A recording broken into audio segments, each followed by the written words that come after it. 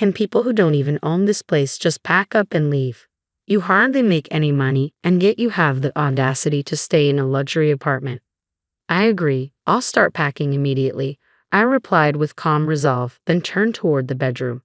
As we passed each other, Laura gave me a smirk and said, even Eric, who makes $200,000 a year, had to give up his high-rise condo.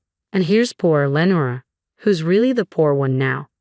I muttered a response under my breath, but Laura's scoff cut me off. What? Stop whining and just get your stuff packed. With her words echoing in my ears, I silently gathered my belongings. I then placed a suitcase full of their things in front of Eric. I've packed everything. Both of you need to leave the apartment now. The story flashes back to my student days. My name is Lenora, and I grew up in a family of 4 with my younger sister Laura, our parents, and me. From a young age, Laura and I were polar opposites in both appearance and personality. I was tall and reserved, while Laura was petite and effortlessly charming. My parents showered Laura with adoration, and she grew up believing that being the center of attention was the norm. Despite my superior grades, Laura always found ways to outshine me in other areas. Whenever my academic achievements were acknowledged, Laura would immediately redirect the conversation to her own popularity. Who cares about grades? Listen to this. I've been cast as the lead in the school play for the cultural festival. Everyone recommended me. My parents' eyes lit up with interest. Wow, that's fantastic. Way to go, Laura. You've always been so loved by everyone. Good communication skills are more important than studying these days, don't you think? Lenora, do you even have friends? You're always buried in books, even in middle school. Even though my parents showered me with their love, Laura seemed to take it for granted. Lenora, what would you like for your upcoming birthday? My mom asked. I'd like a winter coat, I replied. All right, we'll go shopping for it soon. As soon as Laura heard this, she chimed in. I'd like a coat for my birthday next month too. Really? Well, let's go shopping together then, Mom agreed. When the shopping trip came around, it revolved entirely around Laura's preferences. I want to shop here, she declared, pointing to a store with designs that were far too cute for my taste. I was hoping for something a bit more subdued, I suggested, trying to redirect. Oh, come on, it's too much of a hassle to visit multiple stores. Just pick something from here, Laura said, pulling me toward a rack. Lenora, try this one on, she said, holding up a coat she had picked out.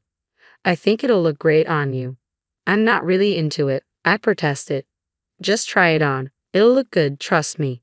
Reluctantly, I ended up buying the coat, despite not liking the design.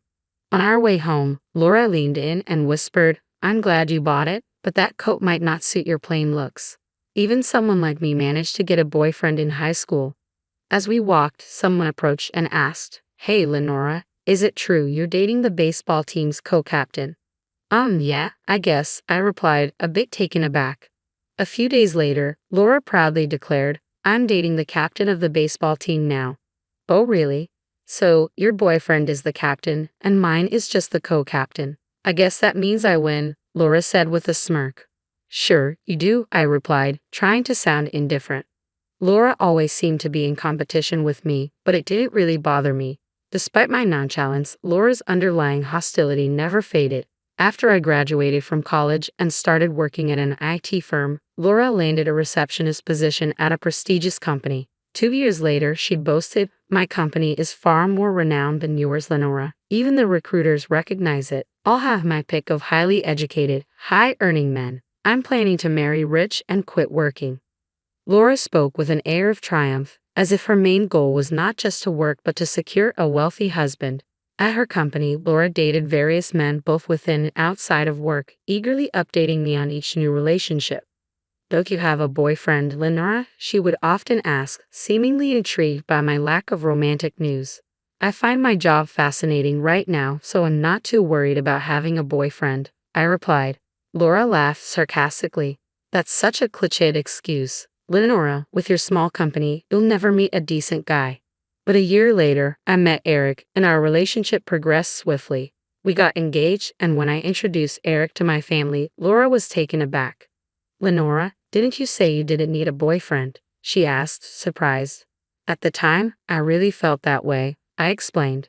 Eric quickly stepped in to deflect the attention. Laura, love is unpredictable, you know. I'm sure a charming girl like you gets what I mean. Laura blushed at Eric's charming smile. Yes, she stammered. Then she leaned in to whisper to me, Lenora, where did you find such a handsome guy? Is he from your company? No, we don't work at the same place, I replied. I figured. There's no way someone like him would come from your company. Is he from a big name firm? His charm makes me think he's connected to some global enterprise. Laura seemed to take my vague answer as confirmation that Eric was from a prestigious company. Thanks to Eric's natural social skills, discussions about our wedding with my parents went smoothly. We decided on a small ceremony with just close friends and family. Laura, however, continued to complain. I want to meet Eric's colleagues, she said persistently. Eric and I soon settled into our newlywed life. After moving in, we invited my parents and Laura over to our new home. Laura was visibly stunned. No way, this is your new place? This isn't just an upscale apartment in Boston. How much does he earn? Laura asked eagerly. Does he make around $500,000 a year? Come on, tell me. No, it's not that much. So, $400,000. Finally, you got it. It's $200,000. Ah, I see. Well, that makes sense, Laura said, trying to mask her surprise. After prying Eric's salary out of me, Laura muttered to herself, handsome, eloquent, and high-earning. Laura gets everything. Then she declared a competition of sorts. I'm going to find someone who's more handsome and earns more than Eric. Just wait and see. Determined, Laura threw herself into the search for a marriage partner, frequently attending matchmaking events. A few months later, she began visiting us often, sometimes even dropping by when I was at work. Hey Eric, did Laura stop by again today? How long was she here? I asked. I don't remember exactly, Eric replied. After a brief chat, Laura left soon after. Thanks for always being there for my family, I said. Eric smiled reassuringly. What are you talking about? Your family is my family, Lenora. His words comforted me, and I stopped worrying about Laura's frequent visits. But one day, when I came home from work, I found Eric and Laura sitting together in the living room, waiting for me. Laura, you're here again. What's going on with you two? Eric's expression was serious. Lenora, we need to talk. Please have a seat. Talk about what? I want to break up. What? What are you saying? I want to divorce you and marry Laura. Are you serious? I have a child with Laura, I said, stunned. What? Laura interjected with a smirk. Sorry, Lenora. I'm in love with Eric. We want to be a happy family with our child, so we need you to step aside. I was floored to discover that Laura had been cheating with Eric all along. As I struggled to process the betrayal, Laura continued, Since you introduced me to Eric, I've been searching for someone better. Finding someone as great as Eric, who makes $200,000 a year, was tough. Looking back, Laura's interest in Eric does make sense. Laura went on, One day, I ran into Eric while I was feeling down. He was so comforting, and that's when I realized I could just take him from you. That's incredibly selfish, I said, my anger rising. Laura didn't seem to notice, so I added, If you step aside, it'll show that I'm better than you.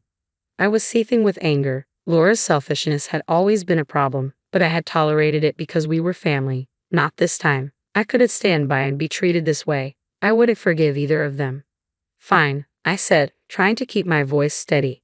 Oh, great, I knew you'd step aside so easily. After all, someone as plain as you doesn't deserve someone as great as Eric. So, you'll be moving out of this fancy apartment, right? It's too good for you anyway. At Laura's words, Eric interjected quickly, Hold on. Whether I own this apartment or not, we should sit down and talk this through. Laura dismissed him with a wave of her hand. Are you kidding? You don't even make that much money, and you want to stay in a luxury apartment. How shameless. I agree. I'll start packing now, I said quietly, heading toward the bedroom. As I passed by, Laura laughed and said, Poor Lenora, having to give up a $200,000 a year guy like Eric in a fancy high-rise apartment. Who's the real loser here? I muttered under my breath at her comment. Laura scoffed, Excuses, excuses. Just get your stuff packed. With Laura's voice fading into the background, I silently packed up my belongings. I placed all the packed items in front of Eric. Here, all of your stuff is packed. Now you both need to leave this apartment. Laura looked bewildered. What are you talking about? You're the one who's supposed to move out. No, it's you and Eric who need to leave. Both of you. What are you saying? Laura asked, confused. You were the one who said it's shameless to stay in a luxury apartment without making much money, I said. Laura, Eric, do you understand what I'm saying? Could you explain it to Laura here? Eric spoke so softly it was almost a whisper. This apartment isn't mine. What do you mean? I didn't buy this apartment. Lenora did, so it's in her name. Laura's face twisted in confusion. Why would you put it in Lenora's name? Eric should be the owner, since he makes more. Eric's voice grew even quieter. Actually, my income is less than Lenora's. What? But you make $200,000 a year. That $200,000 is Lenora's salary, not mine, Eric clarified. You're lying, Laura exclaimed. It seemed Laura was starting to grasp the situation. I continued, our household income is around $200,000, but most of that comes from me. After landing a job in IT and running a successful app business, my income grew significantly. That's when I met Eric. I started dating him because his cheerful personality was a welcome break from my hectic workdays. I expected that once we got married, he'd give up his part-time job. But as my income increased, Eric's work ethic diminished. By the time I finished explaining, Laura's face had drained of color. Wait, Eric has a job, right? He's not unemployed? He's essentially unemployed, I said. I stayed with him because he provided emotional support when I was busy, but he's just a man of empty promises who's been depleting our savings. You've done me a favor by taking him off my hands. But Eric always paid for upscale restaurants on our dates and even bought me designer clothes. That means he must have savings, right? I couldn't help but smirk at Laura's comment. That's just Eric for you, always putting on a show. He's been reckless with his credit card to impress people. I was the one left to clean up his financial mess. From now on, our accounts will be separate. You two will need to figure out how to handle the bills. Wait, so he's been spending wildly on credit cards without any savings? Who does that? I don't understand the mindset of someone foolish enough to cheat with his wife's sister. And honestly, the mindset of a woman who cheats with her sister's husband is beyond me as well. So you're saying my dreams of marrying a man who earns $200,000 and living a luxurious life in a high-rise condo are completely ruined? Without a shred of mercy, I kicked both the pathetic Eric and the crumbling Laura out of my apartment. I swiftly finalized my divorce with Eric and filed for alimony. Given their confession of infidelity, they had no grounds to contest the financial demands. Even after discovering that Eric was unemployed, Laura had no choice but to marry him because she was pregnant with his child. She hoped that fatherhood might make him more responsible. However, Eric's lazy habits remained unchanged. Initially, he had cheated with Laura, believing she was wealthier due to her position at a top-tier company. Yet he had no intention of contributing financially himself. He continued his part-time job, depleting Laura's modest savings to cover the divorce settlement and leaving no room to address credit card debt. As newlyweds, Laura and Eric fell into a cycle of debt. Unable to afford a new home, they moved into Laura's old apartment. Laura, who had quit her job in anticipation of Eric's income, now had to work part-time from dawn till dusk to manage their mounting debts and her growing pregnancy. Their constant fighting became a local spectacle, making them the talk of the neighborhood. On the flip side, my savings began to grow significantly. With Eric out of my life, I had ample funds for self-improvement, and men started taking a greater interest in me, some even earning more than I do. While Laura might have jumped at the chance to partner with someone based solely on their income, I've learned from my experience. I won't rush into another marriage like I did with Eric. I'm committed to finding someone who truly aligns with me rather than settling for financial reasons. For now, I'm focused on my work and dedicated to maintaining my independence. Paul, who was kind while we were dating, started to verbally abuse me along with his daughter, Teresa, after we got married. Despite their treatment, I continued to save for Teresa's college funds. Eventually, a college acceptance letter arrived, and we decided to celebrate, which also coincided with Paul's promotion. When I returned home from shopping, I found garbage bags filled with my books and clothes left in the yard. In the bedroom, Paul, Teresa, and my mother-in-law were throwing my belongings into garbage bags. Hurry up and leave. We can't invite Grandma over because there's not enough room with you around, Teresa said. Exactly. We don't need a failure of a wife. We'll just take the college funds. Thanks. Paul laughed. shaking his shoulders. A bottom dweller making $10 per hour. Get out, useless mother. Bye-bye, my mother-in-law added. Something inside me snapped then. I'll leave, I said. I went to the yard and carried the remaining garbage bags to the car. Sitting in the driver's seat, tears of frustration overflowed. I bit my lip and vowed not to let this be the end. Remember this, I am Kelly, a 53-year-old housewife. 12 years ago, I met Paul, who was 44, through work. We got along well as we worked together. Paul, who was cheerful and bright, seemed dazzling to someone as introverted as me. When he proposed, I was flustered and wondered, am I good enough? During one of our dates, he revealed that he had a 9-year-old daughter, Teresa. I was surprised to learn he was divorced, but soon grew fond of Teresa, who was affectionate and innocent after meeting her nervously. Our modest wedding went smoothly, and our married life started off well. However, the happy days did not last long. I lost my parents to illness during my student days and was raised by my uncle and his wife, who ran a business, after accepting the proposal. I introduced Paul to my uncle and his wife after getting their blessing for our marriage. Next, we visited Paul's parents to greet them. When my mother-in-law learned that I was raised by my uncle and his wife, she seemed clearly displeased. Maybe because of that, she started to make snide remarks to me after we got married. She would come over unexpectedly to nitpick everything. Kelly, there was a hair in the corner of the stairs. The bathroom mirror is dirty. Don't you clean it every day? She would frequently scold. It's outrageous that you work even though you have a small child. These days, everyone works even with small children. I switched to part-time so I could be home when Teresa comes back from school. I gently objected. My mother-in-law glared at me. How dare you talk back to your mother-in-law, insolent wife. I never asked why they divorced, but I could guess it might have been because of her nagging. Come on, Mom. If both of us work, we can save up for Teresa's college funds sooner, Paul said. But as years passed, like his mother, Paul started to verbally abuse me as well. You come back from work halfway through the day, and this is the meal you prepare. Don't you care to comfort your tired husband? I'm sorry, but it's tough to prepare 2 side dishes every day besides the main, I replied. You just want to slack off. Everyone manages to do it, he said. My mother-in-law, who was a full-time housewife, never used store-bought prepared foods and forbade me from using them as well. So I found time to prepare meals in advance late at night or on weekends when the family was asleep. Just when I thought the issue was resolved, Paul started insisting on bringing lunch from home to save money, which of course I had to prepare, and he found fault with that too. The lunchbox contains frozen food, and the main dish is leftovers. You're cutting corners too much. Preparing all the small dishes from scratch is hard, I said. Don't talk back. You're the wife. You know I hate pre-prepared meals. Are you trying to annoy me? Paul raised his voice. No more frozen or ready-made meals from now on. But it's the wife's job to think about the family's health and prepare meals. Do you want to make me and Teresa sick?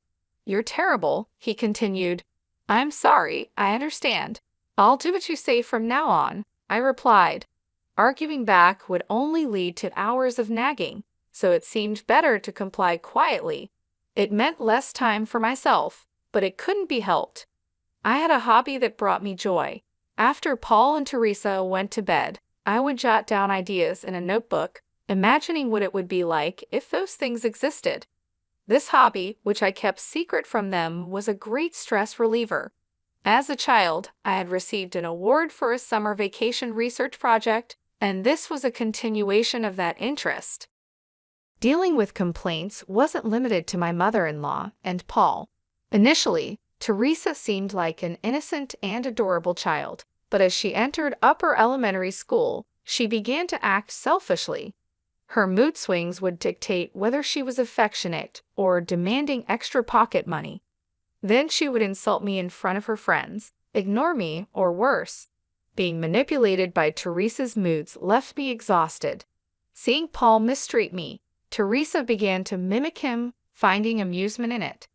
It was a phase of adolescence, and from Teresa's perspective, I was just the woman Dad brought home. Resisting was natural. If she wouldn't warm up to me, I thought I should try harder to get along with her. I made efforts to understand Teresa's feelings without scolding her harshly for misbehavior. Even when she hurled insults, I didn't snap back, but calmly explained, "It's not right to speak to someone older than you like that." I always attended school events and helped with homework after returning from work. Whenever Teresa was sick, I would take her to the hospital and take time off work to care for her.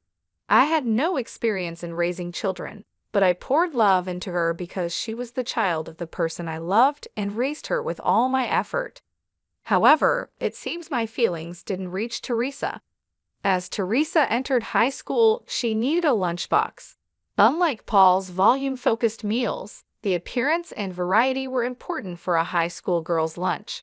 I woke up at 6 a.m. every day, making the lunches with care. "Put fried chicken in tomorrow's. I want a hamburger in mine," they would request, making it quite a challenge. Yet, they often came back with their lunchboxes untouched. When I asked why, they would say nonchalantly, "I was in the mood for pasta today," or "I passed by a store and suddenly wanted to eat bread." "I woke up at 6 to make these. I wish you would at least try them," I said. Upon hearing this, both quickly became sullen. "You change your mind about things too, don't you?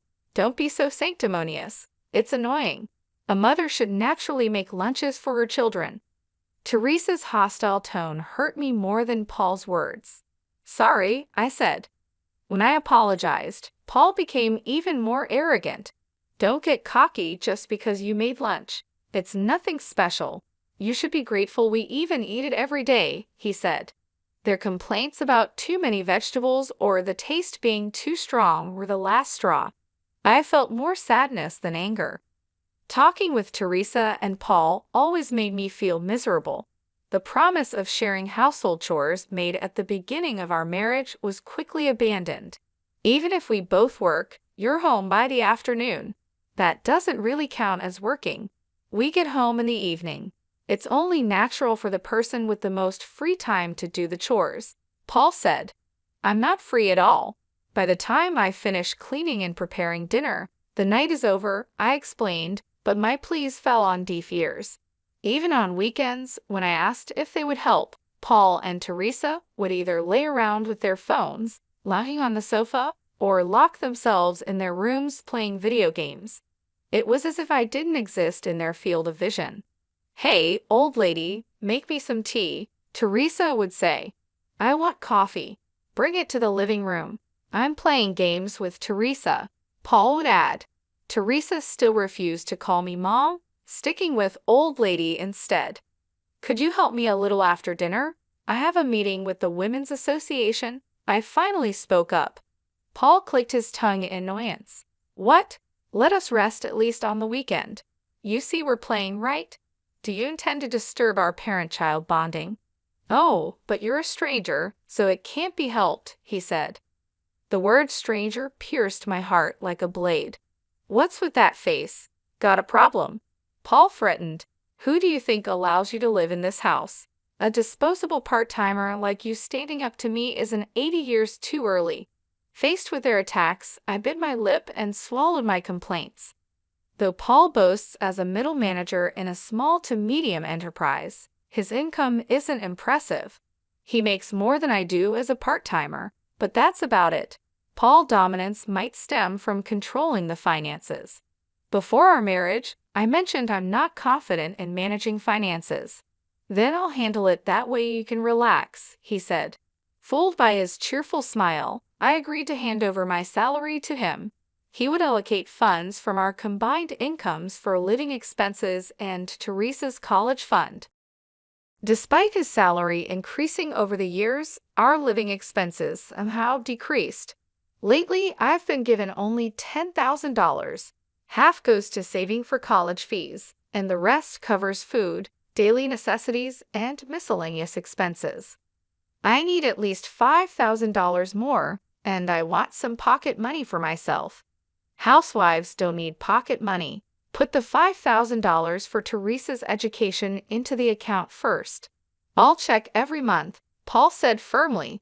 I stood my ground. Paul, you often buy luxury watches and brand-name suits. You nag me about saving money and are stingy with it. You seem to give Teresa a lot of pocket money. Why can't I buy what I want? I desperately appealed to Paul. I work too. It's ridiculous to need my husband's permission to buy clothes or go to the hair salon. Both Teresa and I have our social obligations. You don't need to keep up with mommy friends. Dressing up is just a waste of money for you, Paul retorted. Teresa also joined in, looking pleased to participate. Children cost money. Stop complaining. Then I'll increase my working hours. The extra can be my pocket money, right? I suggested. Paul was shocked. That's out of the question. You can't even manage household duties perfectly as it is. What if you neglect them even more? Mom would definitely oppose it, he said, mentioning his mother. I gave up on arguing.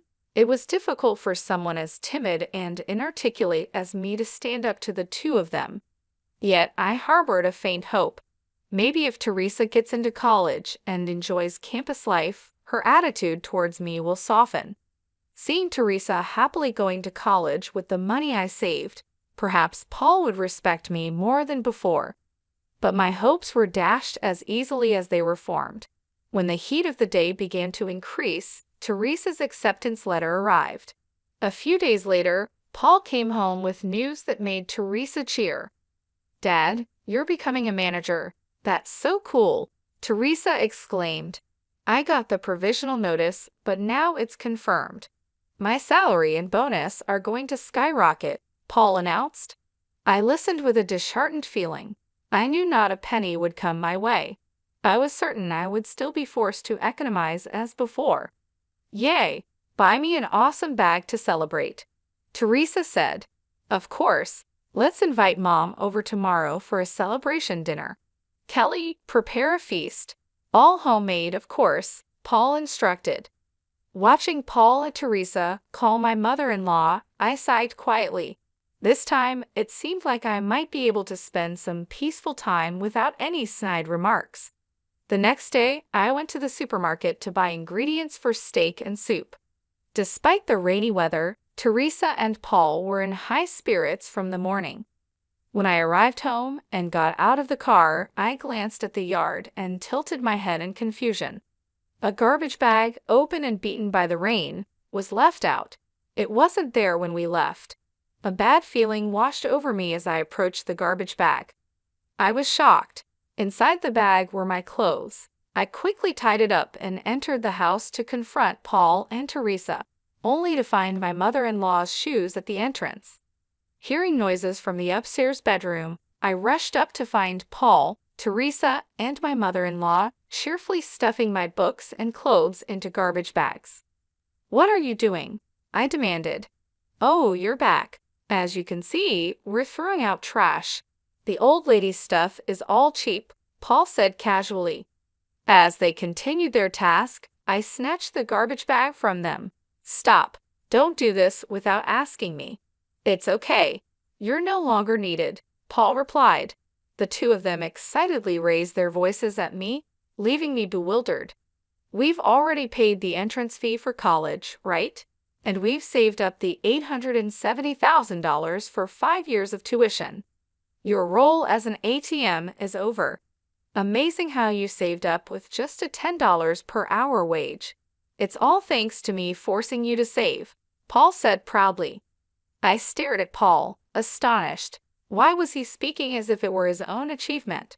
Paul continued, full of pride, after kicking out the previous wife. I wanted to bring Mom here, but first, we thought of saving up for college.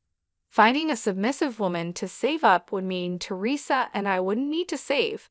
You seem submissive enough and just right to double as a housemaid. But Dad, you were wrong, Teresa said, puffing out her cheeks. She couldn't do the housework perfectly, and she lectured me even though she's an outsider. Totally useless.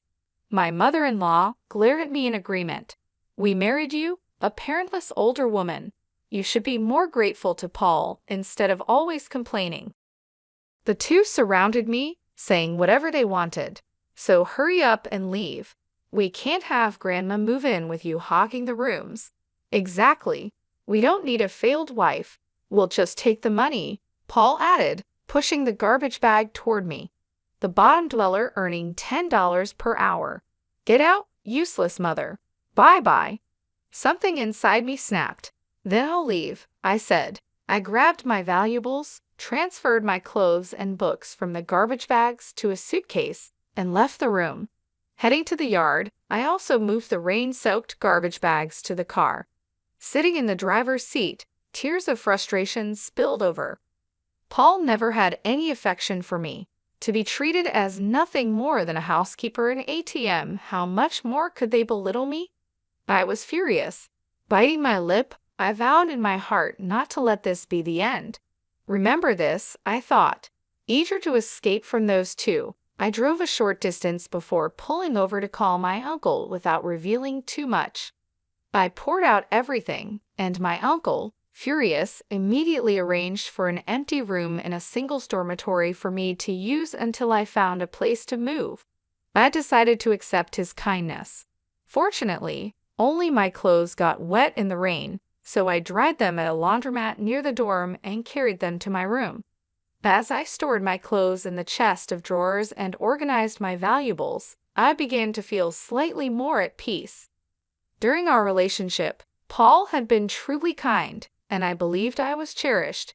Even after his attitude changed post-marriage, I kept telling myself, he's really a kind person. Things will go back to how they were.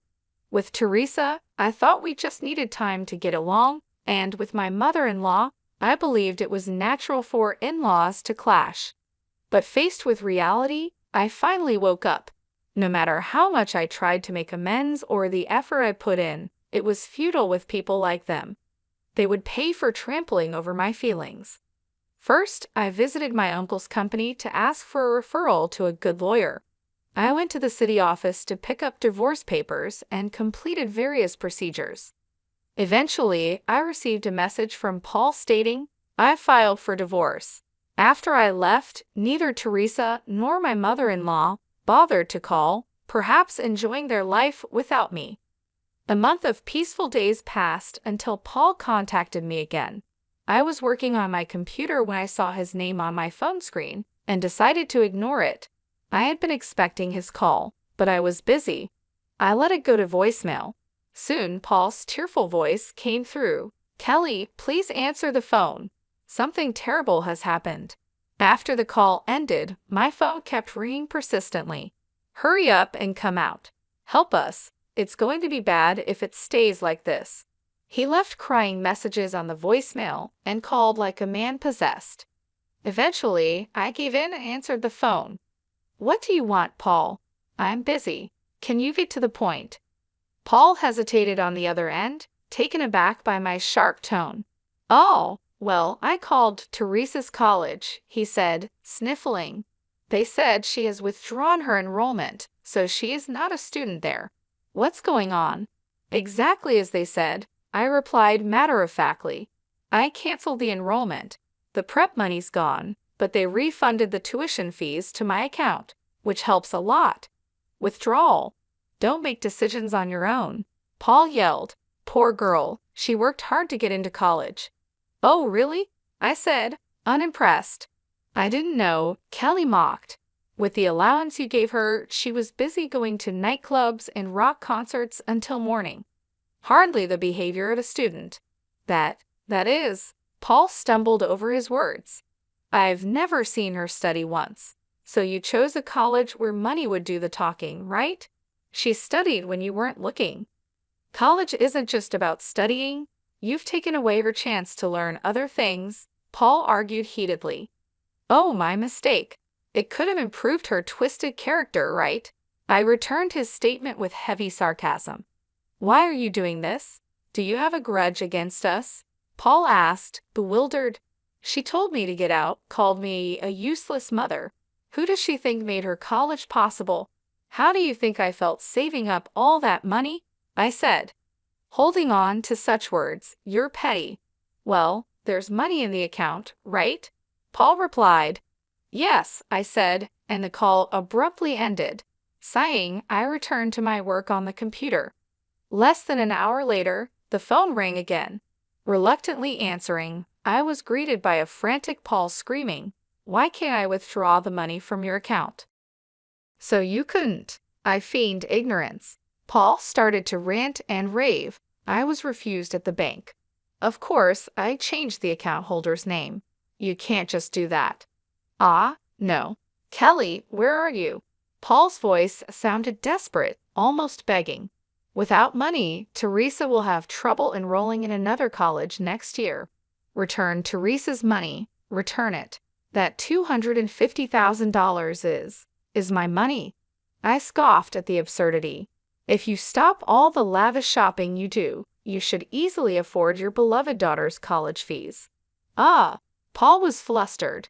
I need money because I live at the bottom, so the soon-to-be manager or your beloved mother should take care of it, I said with heavy sarcasm. I'll have a better salary as a manager, but I'm drowning in debt. Mom's on a pension, Paul admitted hesitantly. Drowning in debt, I realized he didn't want his weaknesses known. Both Mom and I are having a tough time, so please at least spare us the compensation, he pleaded. Tough, huh?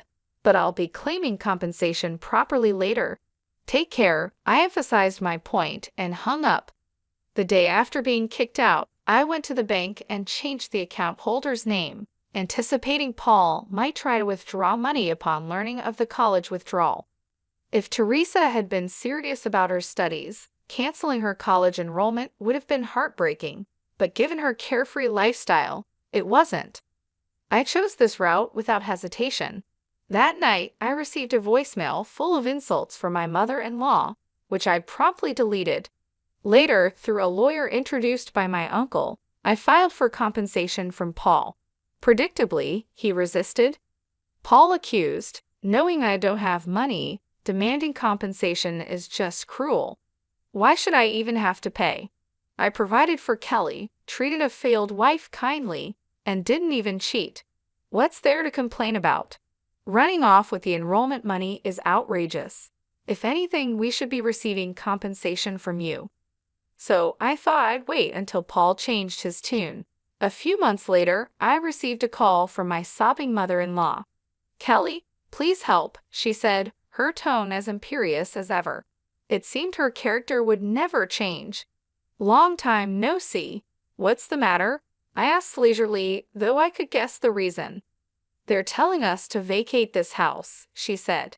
Well, it can't be helped. It's my house, after all, I replied. My mother-in-law gasped in surprise. Didn't Paul tell you? When I got a job, my aunt and uncle transferred this house to me.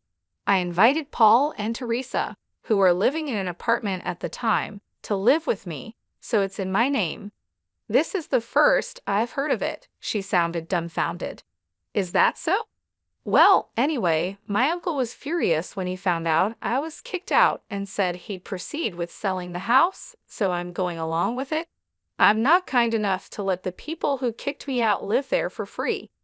So you're really going to sell it? She asked. Yes, there's a viewing this weekend, so please move out by then, I replied. That's impossible, my mother-in-law shouted. I was kicked out in 15 minutes from my own house, I said calmly. The sale of the house is already decided. It would cause trouble for the real estate agent and the viewers, so please move out soon. Is Paul there? I asked. Paul seemed to have been listening nearby and took the phone. What do you want? He said. I took a deep breath and replied in a low voice. Who do you think allowed you to live in that house? Paul was speechless. Ah, that's a relief. How does it feel to hear those words? Damn it, I'm not paying any compensation. See if you can get it, Paul yelled. I was told to discuss this through a lawyer, I said, exasperated. Paul continued to yell. You with your low salary plan to leech off compensation. Pathetic, but I'm not paying a cent.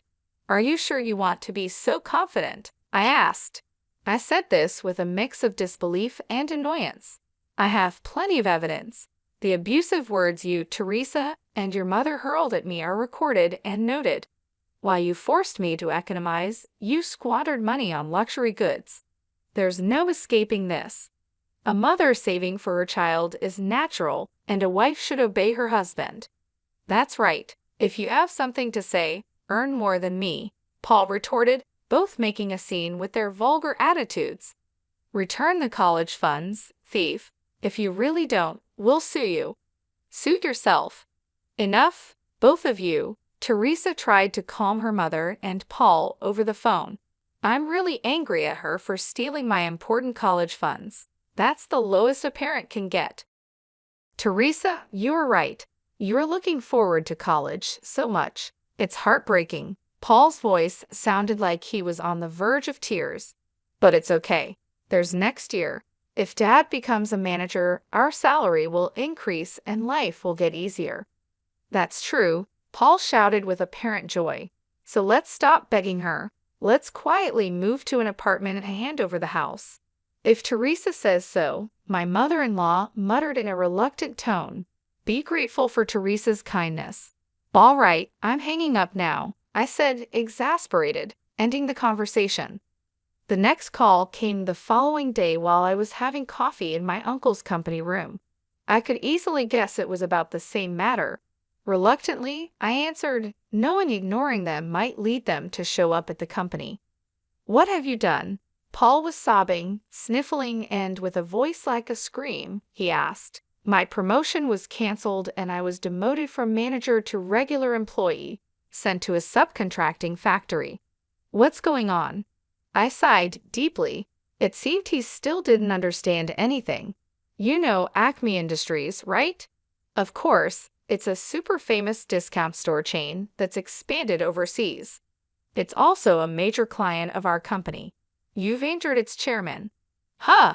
Paul sounded dumbfounded. He was actually planning to end the business with your company, but reconsidered out of respect for me so your company wouldn't suffer.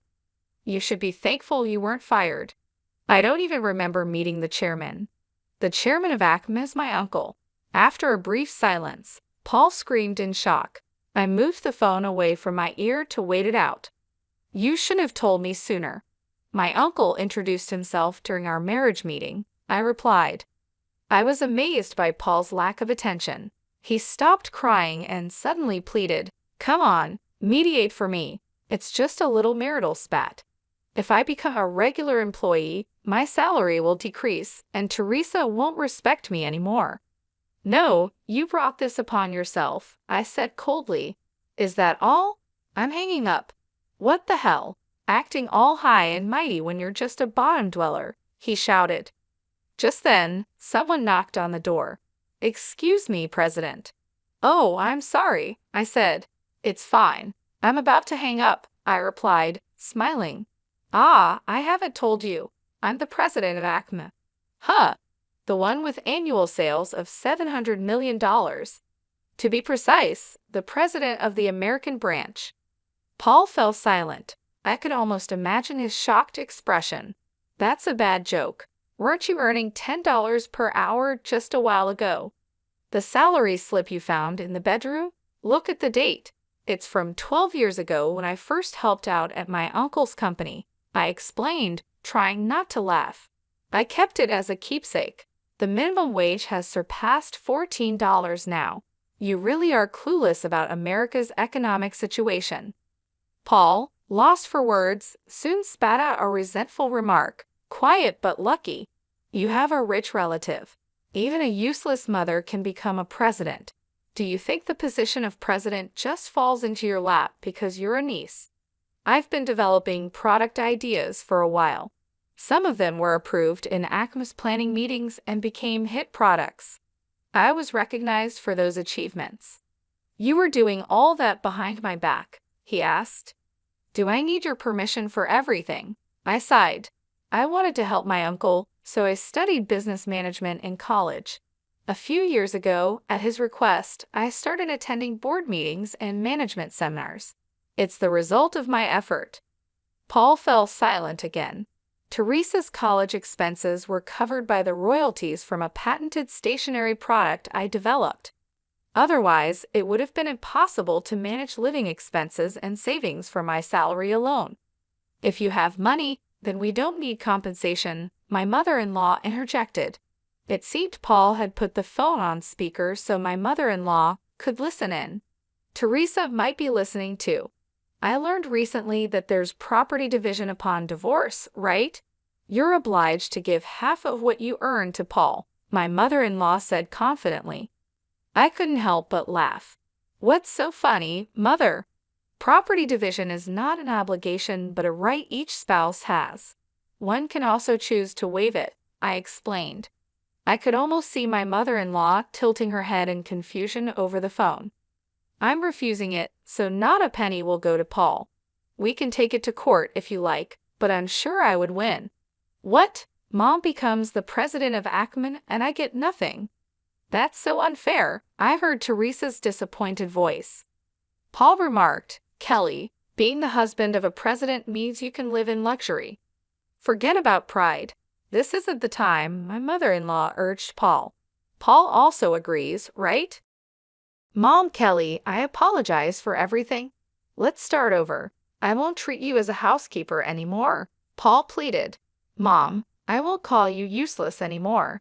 So come back. I want a high-rise condo for our next home." Faced with their outrageous demands, my laughter turned into disbelief. "I can earn well on my own, so I don't need a useless husband. Compensation will be deposited into my account monthly. If you can't pay, your assets will be seized. Take care." Amidst their shouts over the phone, I hung up and blocked Paul, Teresa, and my mother-in-law's contacts. Paul, who had been showing off at the subcontracting company, ended up being fired after causing trouble. Struggling with living expenses, debt, and compensation payments, he now works non-stop at a factory on weekdays and a restaurant on weekends. Of course, they had to move out of the house and now live in a rundown apartment with Teresa and my mother-in-law. Teresa, who planned to enjoy her college life, lost all motivation to study and lazes around at home every day. My mother-in-law, doing no housework, joins Teresa in mocking Paul for his low salary, leading to constant quarrels. Having secretly saved up money, I moved to a luxury high-rise condo and lived a busy life. I was worried about the backlash from other employees for a former regular employee becoming the president, but they welcomed me warmly. My contributions to hit products have played a significant role. Any gaps in my knowledge are covered by the executives. Free from worrying about Paul and Teresa's opinions, I'm glad to live freely. I plan to take care of myself while enriching both my work and personal life. "You're useless. You can't even handle the chores or take care of the kids, let alone pay the alimony." Kyle had finally shown up at the hospital 3 weeks after my traffic accident, spouting these harsh words without showing any concern for me as I lay there in the hospital bed. At first, I had hoped Kyle came to visit me out of concern, but he proved to be a letdown. I sighed deeply. To be honest, I had already been thinking about getting a divorce. I didn't expect Kyle to bring it up now, but I guess I should be thankful it saved us both some trouble. "Fine," I agreed quickly, which surprised Kyle. Little did he know, I was already one step ahead. I wanted to tell him that I knew what he was planning, and I was silently laughing at him in my head. "My name is Sarah. I'm a 40-year-old housewife living with my husband, Kyle, and our 7-year-old daughter, Lisa. Kyle and I met during a group blind date and got married when I was 30. He was easy to talk to, and eventually, I fell for him and we started dating. Kyle was charming and the most handsome man at the table when we first met. When he expressed his interest in me, I felt flattered and proud. Kyle was incredibly romantic in our early days. He would surprise me with dessert plates and bouquets at fancy restaurants for my birthdays, take me on trips for our anniversaries, and write heartfelt letters at just the right moments. I felt so lucky to have him and eagerly accepted his marriage proposal, imagining a life full of surprises and excitement even after marriage. But once we were married, things took a turn. "Hey Sarah, my dinner isn't ready yet? I've been working all day, and you can't even have dinner prepared when I get back? You're so lazy." Once married life began, he started demanding like he was the master of the house and I was supposed to be his caretaker. At first, I was shocked by the change in him. I thought he was just joking. When we were dating, we used to laugh at each other's silly jokes. We imagined a sweet newlywed life where we'd call each other by cute nicknames and stay lovey-dovey even after having kids. But it turned out he wasn't joking at all. He treated me like a servant or something even worse. At first, I would laugh it off, thinking he was joking. But gradually, I realized he was serious. He really saw me as his caretaker, and that was frightening. After we got married, I had to quit my job, and we depended on the money Kyle earned. I was scared that if I didn't do as he said, he might cut me off financially, so I felt trapped. Honestly, Kyle's income wasn't great. I was making more when I was working. Kyle only finished high school and jumped from one job to another. His unstable work history continued, quitting jobs every year or two. It seemed Kyle felt insecure about his background and took out his frustrations on me. "I'm sorry I got delayed with some errands," I told him once. "Don't make excuses, just hurry up and make it," Kyle replied, sitting down with a cold beer. This had become a common scene, but each time I sighed and started cooking. My marriage made me miserable, but I managed to get by. The following year, our daughter Lisa was born, and my days became a series of struggles. As expected, Kyle didn't help much with Lisa. However, he would spoil her by buying her candy or toys she wanted. I tried to raise Lisa properly, so I scolded her when needed, which made her cling to Kyle even more. "Lisa, you like Daddy, don't you?" Kyle asked her once. "Yeah, Daddy is cool. I love Daddy," Lisa replied. "I knew it. I'm super dad," Kyle said, looking at me smugly. It was frustrating, but I couldn't help feeling glad that Lisa loved her father. I just sighed again. Despite his spoiling her, Kyle never attended any of Lisa's kindergarten events, like sports festivals or recitals. "You know there's a parent-child race at Lisa's sports festival. Could you participate?" I asked him. "Huh? Why me? You're free that day. You do it," he responded. "I'm busy with work every day, but the sports festival could be a great time for us to bond as parents. It's on a holiday, so you won't have to work," I said to Kyle. "Shut up. We're already close enough. Maybe you should work on your relationship with Lisa. She thinks you're mean, you know. You might want to fix that," Kyle said, laughing as he left for work. Calling himself a super dad, yet he never shows up to school events. I was worried that Kyle's habit of being easy on himself, but hard on others, might influence Lisa. He continued to leave all the housework and childcare to me and was lazy at home. Now Lisa is 5 years old and ready to start elementary school, but Kyle was still jumping from job to job. He had just quit his factory job last month and moved to a food and beverage company. "I'll be working weekends at my new job since it's in the food industry," he said. "Looks like we'll hardly see each other then." "Can't be helped, it's work," I replied. Honestly, I was relieved because I was tired of Kyle ordering me around on weekends. Now, I wouldn't have to be nagged by him to clean the floor or serve meals quickly. But if Kyle was out on weekends, Lisa would be sad. It's better for kids to spend holidays with the whole family. "I have work, so please let Lisa know," Kyle said. I couldn't really argue with Kyle since he was the one bringing in the money. Reluctantly, I went to tell Lisa, "I'm sorry, but Daddy won't be able to go out with you on his day off." I thought Lisa would be upset, so I told her with a frown. However, contrary to my expectations, Lisa seemed unconcerned. "It's okay. If you're okay with it, then it's fine. You know he's not going to be here on all weekends, right?" "Daddy has been smelling strange lately," she said. "A strange smell?" I asked, puzzled. Lisa nodded and went back to her room. What on earth was she talking about? I've been so busy with housework and taking care of our child that I hadn't noticed much about Kyle lately. Our marriage was not like it used to be, and I tried to avoid being around Kyle to keep things calm. The strange smell Lisa mentioned might be from the factory, I thought.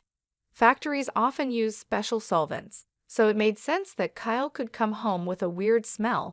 If that was the case, the smell would probably go away soon. Kids are really honest, which is what makes them so endearing. Despite what he said, Kyle started leaving the house early in the morning, even on his days off, which was odd. He also left every weekday. If he was working weekends, he should have a day off during the week. He left without saying anything to me, so I couldn't tell if he was going to work or not. I became curious about what he was doing, leaving so early even on his days off. One day, I asked Kyle, "You seem to be going out every day off. What are you doing?" Kyle looked confused for a moment, then answered in an annoyed tone while scratching his head, "I'm working. I go to work voluntarily."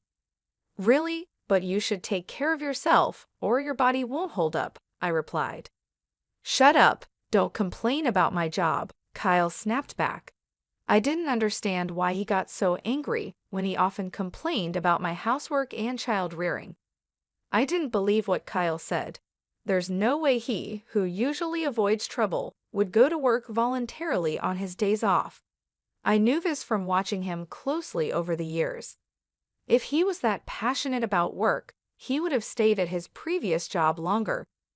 I also started paying attention to the strange smell that Lisa mentioned. Indeed, Kyle came home with a sweet, strong fragrance. This strange smell was not from the factory. Why hadn't I noticed this before? I blamed myself for being so naive and vowed not to make the same mistake again.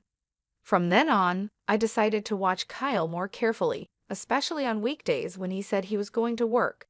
He seemed to wake up an hour earlier than usual and took extra care grooming himself. He appeared to be in a good mood on those days, which varied from week to week, sometimes being on a Monday, sometimes on a Thursday.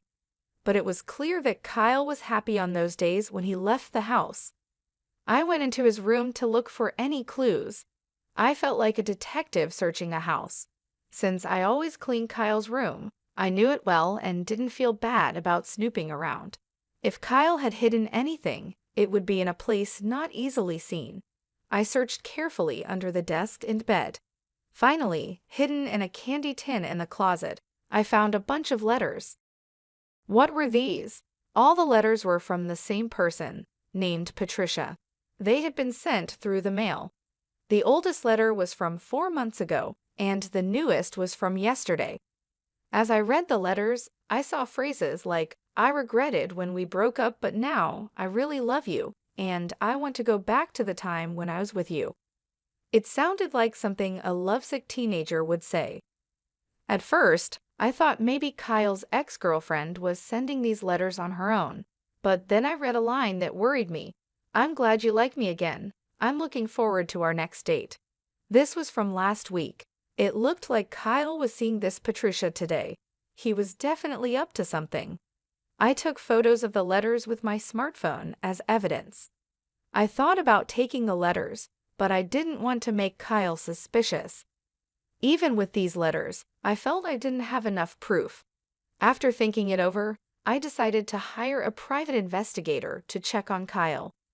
3 weeks later, the investigator gave me the results quickly. He brought photos of Kyle and Patricia close together in the park at night, and even a recording of them saying, "I love you" to each other. I accepted the facts calmly with solid proof in hand. I went to the municipal office and came back with a divorce form. Now that I knew Kyle was cheating, I had no reason to stay with him. I planned to confront him with the divorce papers the next time something happened. I returned home and let out a deep sigh. I was acting resolved, but honestly, I was heartbroken. I was upset with myself for having married someone as careless as Kyle. I was thinking about resting a bit before making dinner when my phone rang. "Hello, yes? Ah, Sarah, do you have time to talk?" "Yes, what's going on?"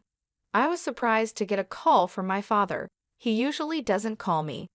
Actually, your mother and I were talking yesterday, and we're thinking about transferring our assets to you soon. Huh? What happened? My father ran a company that sold imported goods to Japanese corporations. I was the daughter of a big company president, but I never told Kyle about this. I thought it would make me sound boastful, especially since Kyle jumped from one job to another. We're getting old and thinking about retiring. We thought about keeping the company going but didn't want to push it onto you, our only daughter, so we've decided to step back. I see. I felt guilty about not taking over the company, but my parents respected my decision and had planned for the future. I was touched by their thoughtfulness. We're thinking of handing over our assets to you. Our total wealth is $17 million, but we're fine with just $3 million. We've decided to give you the remaining $15 million. What? $15 million? I was shocked. That was more money than I could ever imagine earning in my lifetime. Yes, there will probably be inheritance tax, but you'll still have plenty left. You won't have to worry about living expenses for the rest of your life, Dad said. Thank you. I expressed my deepest gratitude to my father and mother and hung up. Soon, $17 million would be coming my way. With that money, I wouldn't have any worries, even if I divorced Kyle. No offense to him, but he probably couldn't earn that much. I felt relieved and was in a daze for a while. I glanced at the clock. It was 6 p.m. I realized I needed to make dinner and checked the fridge, but there were no groceries left. I got ready to go shopping at the supermarket. My heart was light, but I had also felt a sense of urgency that Kyle might come home soon. As I was hurrying across the last crosswalk to the supermarket, the light turned green. Watch out, someone yelled, but it was too late. My body was already in the air, and then I hit the ground hard. The sharp pain shot through my head, and without understanding what had happened, I lost consciousness. When I woke up, I was lying on a hospital bed. The first thing I saw when I opened my eyes were my parents and Lisa. Sarah, thank goodness, Mom said. Lisa was crying next to me. I gently stroked her head. You were hit by a car and broke both legs. They say it will take 5 months to fully recover. 5 months. I felt dizzy thinking about being out of action for so long. From that day on, I was stuck in a wheelchair. Although the nurses took care of me, I felt frustrated and annoyed because I couldn't use my legs. During my stay in the hospital, my parents and friends visited me. My parents were taking care of Lisa now, since Kyle was always at work. I thought that was better for her. I was glad everyone visited, but Kyle never came. I started to doubt his care, thinking, aren't we husband and wife? However, 1 week after I was hospitalized, Kyle finally showed up. Hey, feeling good? Kyle asked sarcastically. Yes, man, it's a mess at home without me, I replied lightly. Kyle always complained about my housework as soon as he spoke, showing no empathy. I sighed, thinking he would be at least a little worried about me. What can I do? I was in a car accident. I snapped back when Kyle looked at me with disdain and said, You're useless if you can't do housework or take care of the child. That's the worst, and you should pay alimony. He said such horrible things to his hospitalized wife. Initially, I had hoped Kyle came to visit out of concern, but he was still disappointing. I sighed deeply. Honestly, I had been thinking about getting a divorce myself. I hadn't expected Kyle to bring up divorce today, but it saved me the trouble of arguing. Sure, I said, and Kyle looked surprised when I agreed. Unfortunately, I know what you're up to, I wanted to say, laughing inside. Here's a divorce notice. I took out a filled-in divorce form from a bag that my mother had brought and held it in front of Kyle's face. You already had this. Kyle was briefly confused, his eyes wide, but then he took the divorce notice from me and filled in his name and address right there. I felt relieved knowing I wouldn't have to see Kyle's face ever again. I wanted to tell them the feeling was mutual, but I just watched him leave silently. Probably Kyle will remarry Patricia after the divorce. I don't know what kind of woman Patricia is, but it's sad to think she's going to marry someone as controlling and unpleasant as Kyle. I feel a bit guilty about Lisa, but deciding to leave was something I had thought about a long time ago. I promised myself I would take good care of Lisa. A month after Kyle left, my life was peaceful. The time without my husband nagging me felt like heaven. I was released from the hospital and started physical therapy. I decided to stay at my parents' house until my leg healed. My parents were angry at Kyle when they learned about the divorce, but they stopped pressing the issue when I told them I wanted to forget about him. Lisa doesn't seem lonely even without her father around and is going to elementary school happily. In the end, Lisa also noticed Kyle's domineering behavior and probably doesn't see him as a father anymore. I was convinced that divorcing Kyle was the right decision, but one afternoon, I got a call on my mobile phone. I ignored it when I saw Kyle's name, but the phone kept ringing nonstop. Eventually, I answered the call. "Hey Sarah, when are you coming back?" Kyle's words made no sense to me, and he sounded like he was about to start yelling. "What do you mean, coming back? You remarried Patricia, didn't you?" I replied. When I mentioned Patricia's name, Kyle sounded surprised and exclaimed, "How do you know that? Did you think I didn't know you cheated? That's why I asked for alimony." "Yes, that's right.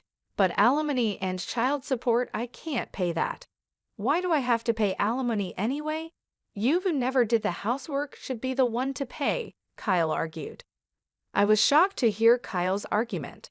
I had asked for alimony and child support through a lawyer, but he hadn't paid yet. I knew Kyle didn't have a lot of money, but he should find a way to pay. Yet here he was, saying something ridiculous like I should be the one to pay alimony. "I noticed your affair and gathered evidence." "Did you see it from the lawyer?" It seems that Kyle had already seen the evidence from the detective agency. That would make things easier, but him calling me was ridiculous. "I wanted a divorce even before I found out about the affair because you never helped with housework or childcare, and you complained all the time. I'm not your housekeeper, you know. But it's good you're married now. You have someone else to look after you." But here's the thing, Patricia can't do housework. Before we got married, she said, "Leave everything to me." But once we got married, her cooking is terrible and she doesn't clean. I would have been better off with you. Marry me again. After all, you don't have any money, right? Lisa liked me too, didn't she? Kyle said, which annoyed me. "What are you talking about? You divorced me and remarried. You're her partner, not my responsibility. And sorry to say, Lisa doesn't like you, and I have money." "Don't lie to me. There's no way you have money. You were a housewife. You can't live without me." I had no intentions of telling Kyle about the fortune I inherited from my parents, but faced with his aggressive attitude, I had no choice but to reveal it. My parents are the CEOs. Recently, I inherited their assets. It's around $52 million in total, so I can live without working for the rest of my life. I could almost visualize Kyle gaping on the other end of the phone as he heard about this fortune. "You're lying. There's no way you have such a huge amount of money." "It's true. If you want, I can have my parents tell you." With that, Kyle finally seemed to believe my words and fell silent. Then he suddenly yelled, "If it's true, why didn't you tell me?" "Well, I wanted to tell you, but I knew about your affair and I thought the worst of you, so I thought it didn't matter at that point. I hadn't yet inherited the assets, and there was no issue of property distribution." Kyle bit his lip in frustration. He probably never imagined I had such assets. He must be regretting that he should have never divorced me. But I didn't want to suffer his terrible behavior anymore. "Can I hang up now? Please pay the alimony properly, reflect on your actions, and never call me again. Goodbye." With that, I hung up the phone. I immediately blocked Kyle's number so he couldn't call anymore. "Mom, who were you talking to?" Lisa walked into the room and asked curiously. "Just a friend," I replied. "But Lisa, do you want to go to the amusement park this weekend?" "Yes," Lisa smiled happily. Seeing her smile reminded me that her happiness was all that mattered to me. A few days later, I heard that Kyle had broken up with his new wife, Patricia. They argued because she wouldn't do housework, and Patricia ended up leaving him. Kyle, having been divorced twice in a short time, would probably find it hard to get married again. I hoped he would stay single for a while to prevent more people from getting hurt. After the divorce, Kyle lost his motivation and quit his job at the restaurant. He would probably find another job, but it might take him some time to get his life back on track. I felt a bit sorry for him, but his problems were his own doing. I blocked his calls so he couldn't ask me for money, and I avoided places where we used to go together. In my life, Kyle had virtually disappeared. Eventually, Kyle paid the alimony but ended up in debt. I don't know how he'll manage, but I hope he learns from his mistakes. I'm still living comfortably at my parents' house. They told us we could stay as long as we like. After my legs fully healed, I started part-time work at a local flower shop. Even though I don't need to work, I find it better to be active and leave the house. I work hard on weekdays and spend weekends having fun with Lisa and my parents. I feel more joy in life than before and want to keep living happily with the people I love. I cherish these happy moments, especially when I see Lisa smile. That's why I asked you to repay the debt. My husband suddenly left me with a huge debt and disappeared. No matter how much I tried to contact him, he never responded. What am I supposed to do now? There's no way I can pay off such a large debt. Luckily, I had someone by my side who encouraged me when I felt lost. "Mom, cheer up," said my lovely daughter. "My name is Linda. I'm 37 years old, working part-time, and being a housewife. My husband's name is Johnny, and we are a family of 3. I met Johnny at a mixer I attended just to fill the numbers. I was nervous, but Johnny started talking to me and made the atmosphere lighter. We got along well and decided to exchange contact information. As we continued to communicate, special feelings grew between us. It didn't take long for us to start dating. Who would have thought I'd end up in a relationship with someone I met at a mixer? After our first date, I told my older sister Laura about Johnny. Laura laughed and said, "Really? I never thought you'd choose a boyfriend from a mixer. I assumed you'd date someone from work or something." I've always been quiet and not good at socializing. Even as an adult, I rarely went to parties or gatherings. It's an unexpected twist, right? I went to the mixer as a favor to make up the numbers. When I showed Laura a photo from my date with Johnny, she said, "He's surprisingly handsome." We then updated each other about our lives and decided to part ways for the day. Laura is still single and doesn't seem interested in getting married or having a boyfriend. She enjoys her single life, finding it more relaxed and comfortable. I understand that mindset, but my heart is set on a future with Johnny. If our relationship goes well and we get married and have children, it would be wonderful. On my way home after talking with Laura, I couldn't stop smiling. A few years later, I married Johnny. I remember vividly when he proposed. I was so emotional and couldn't hold back my tears. We moved into a new apartment, marking the start of our married life. Living with Johnny every day felt surreal, almost like a dream since we had lived separately before marriage. Because of our different work hours, we rarely came home at the same time. But we always ate dinner together, slept under the same blanket, and cherished the moments we shared. On our days off, we would relax at home or go for drives, making the most of our time together. A few months later, we were blessed with a child, a tiny and adorable girl named Kelly. The joy of her birth is something I'll never forget. Our parents and relatives were also overjoyed and sent many gifts. Before giving birth to Kelly, I quit my job to dedicate myself to my family. Johnny always thought of us and helped with housework and childcare, even when he was tired. He would say, "I'll take care of Kelly so you can rest." I truly married a wonderful person. Living with Johnny, who treasures us, has been heartwarming. However, a few years later, I deeply regretted marrying Johnny Several years after Kelly's birth, Johnny suddenly quit his job.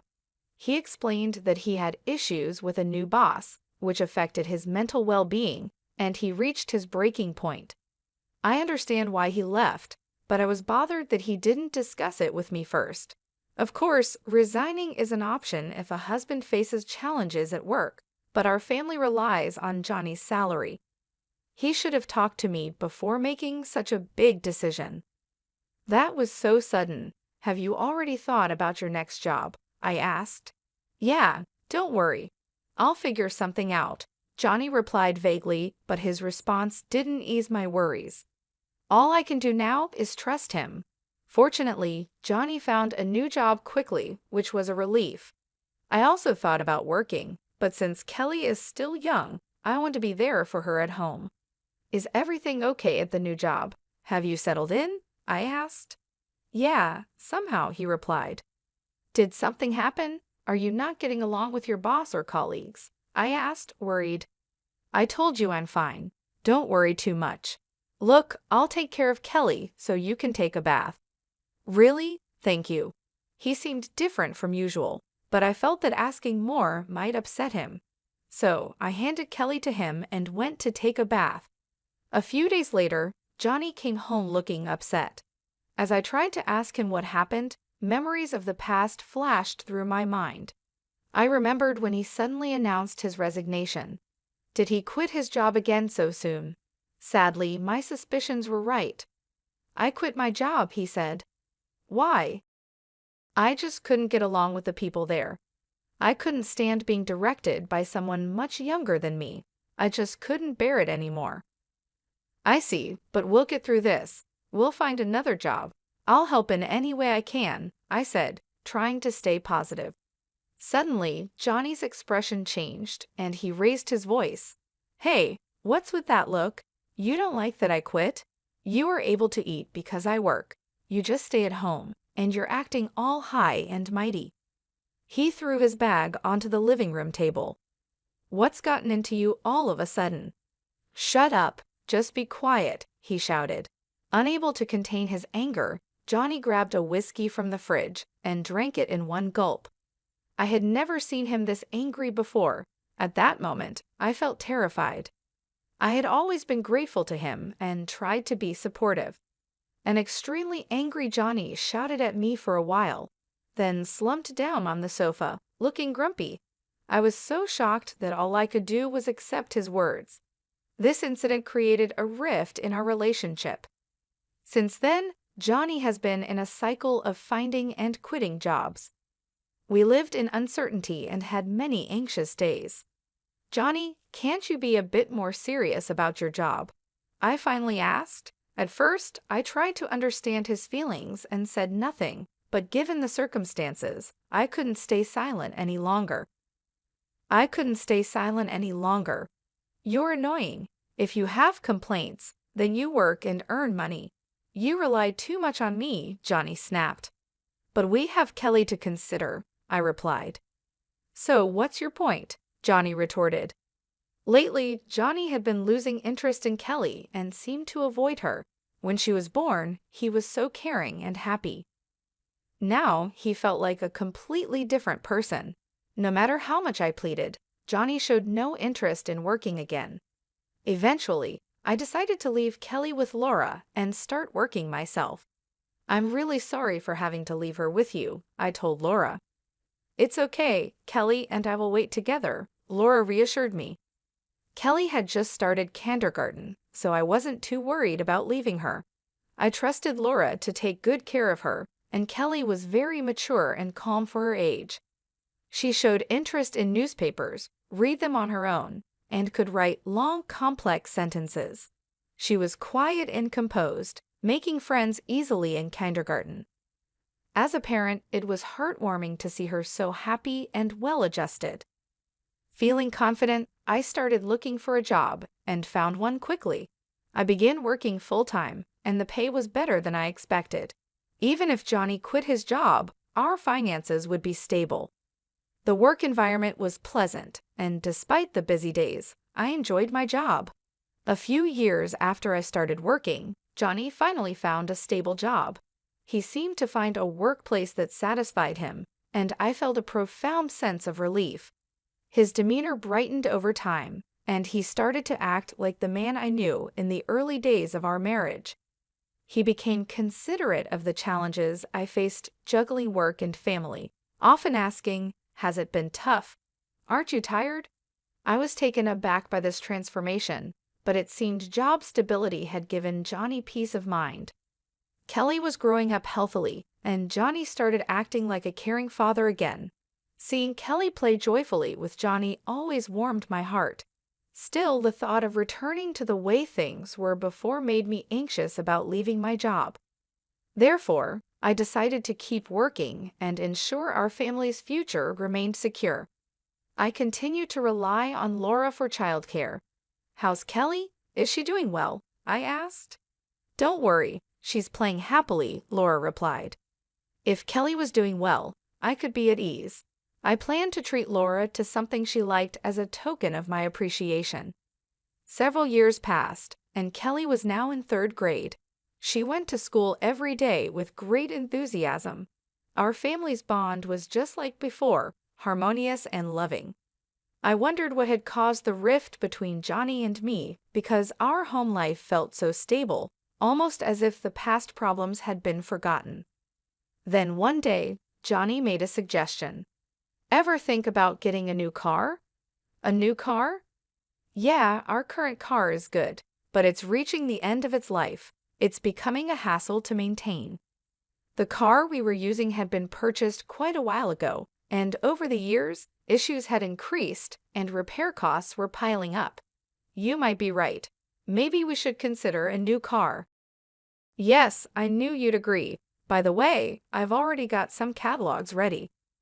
I didn't expect him to be this eager about replacing the car, but we started looking through the catalogs together. "Kelly, come here. Which car do you want to ride in? Let's decide together." He called Kelly over, and the 3 of us enjoyed flipping through the car catalogs together. However, I couldn't have imagined that this day would mark the beginning of an unexpected turn of events. A few months later, the new car we chose was delivered. It was a brand new model costing over $255,000. The loan was under my name. Generally, people would expect Johnny's name on the loan, but considering his unstable work history, we were concerned about being rejected. I was determined to work even harder to pay off the loan. I was sure Johnny felt the same way. That's what I believed, but my hopes were shattered in an instant. Johnny stopped coming home. He disappeared along with the new car. Could it be that Johnny got involved in some kind of trouble? What should I do? At that moment, my cell phone rang. The call was from Johnny. "Hello, Johnny. What are you doing? Where are you now?" Out of concern, my voice raised unintentionally. "Hey, calm down. But you disappeared all of a sudden, and the new car is gone. What happened? Did you get caught up in some trouble?" I tried to express how worried I had been, but Johnny laughed at my concerns and said something unbelievable. "Actually, I found a new lover. She's more important to me than you." "What? What do you mean?"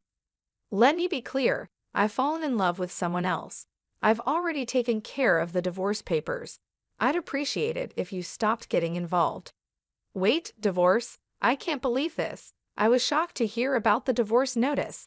I remembered a discussion we had during a big fight a while ago. Submitting the application to the court means that both parties agree to the divorce. I deeply regretted letting my emotions take control at that time. "Oh, by the way, I have a debt. I'm counting on you to repay it." "What? How much debt are we talking about?" "About $350,000, give or take. I'm leaving all the repayments to you." With those words, Johnny abruptly hung up the phone. I never thought something like this would happen to me. Were all his kind smiles in the past just lies? As these thoughts crossed my mind, I felt the strength drain from my body. "Mom, what happened?" Kelly rushed over, looking concerned as I slumped to the floor. "It's okay, honey. Thank you." I tried to put on a brave face, but inside I was filled with anxiety. How will I manage our life now with such a massive debt looming over us? The thought of $350,000 made me feel suffocated. On top of that, there was still the car loan to think about. In a state of panic, I decided to check my bank balance. I searched the closet, drawers, kitchen, bedroom, everywhere. My ATM card was nowhere to be found. Frantically, I launched my bank app on my smartphone. To my horror, the account balance had significantly decreased. Of course, I had no memory of withdrawing such an amount. Johnny was the only suspect. I tried to contact him, but there was no response. It's all over, I thought, feeling my mind go blank. I decided to focus on earning money. I kept this a secret from Laura to avoid unnecessary worry, and from young Kelly as well. A few weeks after Johnny disappeared, I lost consciousness at work. When I came to, I found myself lying in a hospital bed. Where am I? Linda, are you awake?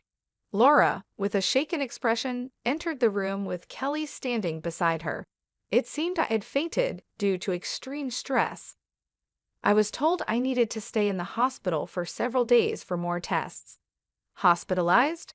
What should I do after you're discharged? Let's talk about Johnny. Kelly told me everything. Kelly told you. Did you know? Actually, I overheard Dad's phone call. I was surprised to find out that Kelly knew the truth. When it was time for my discharge, I felt down, worrying that Laura might point out I shouldn't have let Kelly know. The next day, various tests were conducted. The results revealed that my poor health was due to cancer. Fortunately, it was still in the early stages, and there was hope for recovery through surgery. Although the surgery went well and I was discharged, returning to work immediately seemed impossible. I had no savings and medical bills were piling up. During these challenging times, Laura and Kelly became my pillars of support.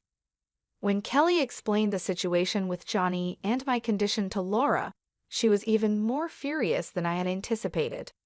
Laura tried to locate Johnny to make him repay the debt and medical bills, but his whereabouts remained unknown.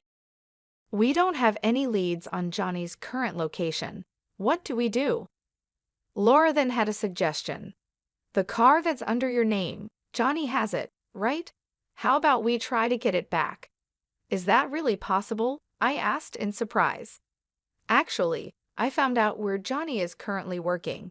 Surprisingly, he's working for a different company inside the building where I work. Though I usually work remotely, I occasionally visit the office and have seen him there. Knowing this, we can move forward with our plan. Then let's go to Johnny's place right away. I was eager to confront Johnny immediately. If we didn't take action soon, he might disappear again. However, Laura stopped me. Don't rush. We need a solid plan, not just a hasty approach.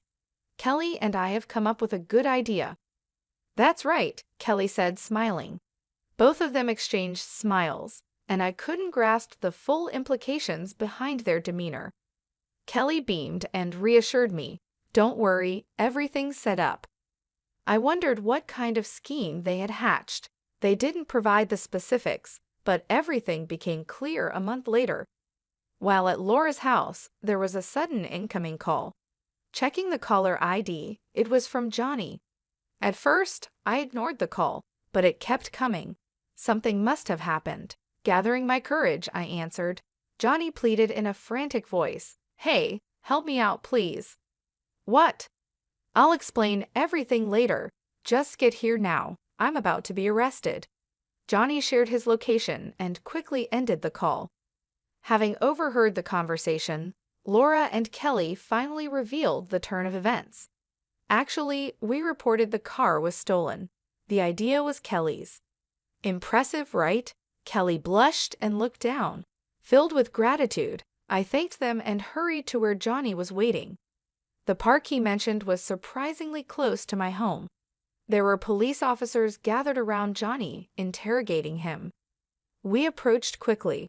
First, we explained the situation to the police officers, and they left. Then Johnny ushered us into his car and began explaining what happened. In the passenger seat sat a confident-looking woman, her legs crossed, staring at us coldly. "Thanks for coming, but why did the police come to me?" Johnny asked, confused. Despite being surrounded and questioned by the police, he hadn't understood why. "I reported the car was stolen." "After all, that car is mine," I said, shocked at his confusion. "We're divorced, so we have no ties. Reporting it stolen was the natural thing to do." He probably never expected to be reported for car theft. Kelly continued the conversation with Johnny, who was visibly shaken. "Dad, why did you leave us behind? Why won't you pay back the money yourself? Explain?" Johnny let out a sigh, looking exasperated but remained silent. "If you're just going to stay silent, I'll report it to the police. Using my name without permission is a crime." Hearing this, Johnny began to talk bit by bit. He mentioned his mistress, Julie. Apparently, she had recently joined the company where Johnny worked. They connected during a company welcome party, which developed into a romantic relationship. Shockingly, about 5 months ago, he found out she was pregnant. Looking at Julie's stomach, it was evident she was expecting. "So you chose her over us and left?" I asked.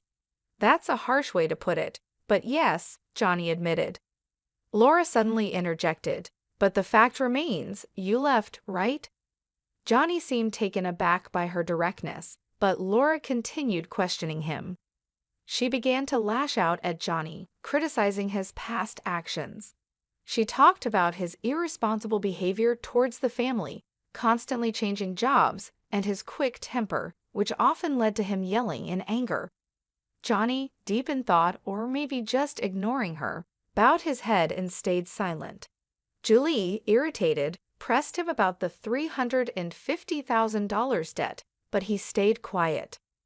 Unable to hold back any longer, Julie revealed a shocking truth. He borrowed money in his wife's name to buy me a lot of luxury items. A debt of $350,000 for gifts for Julie? What on earth did he buy? It was hard to believe.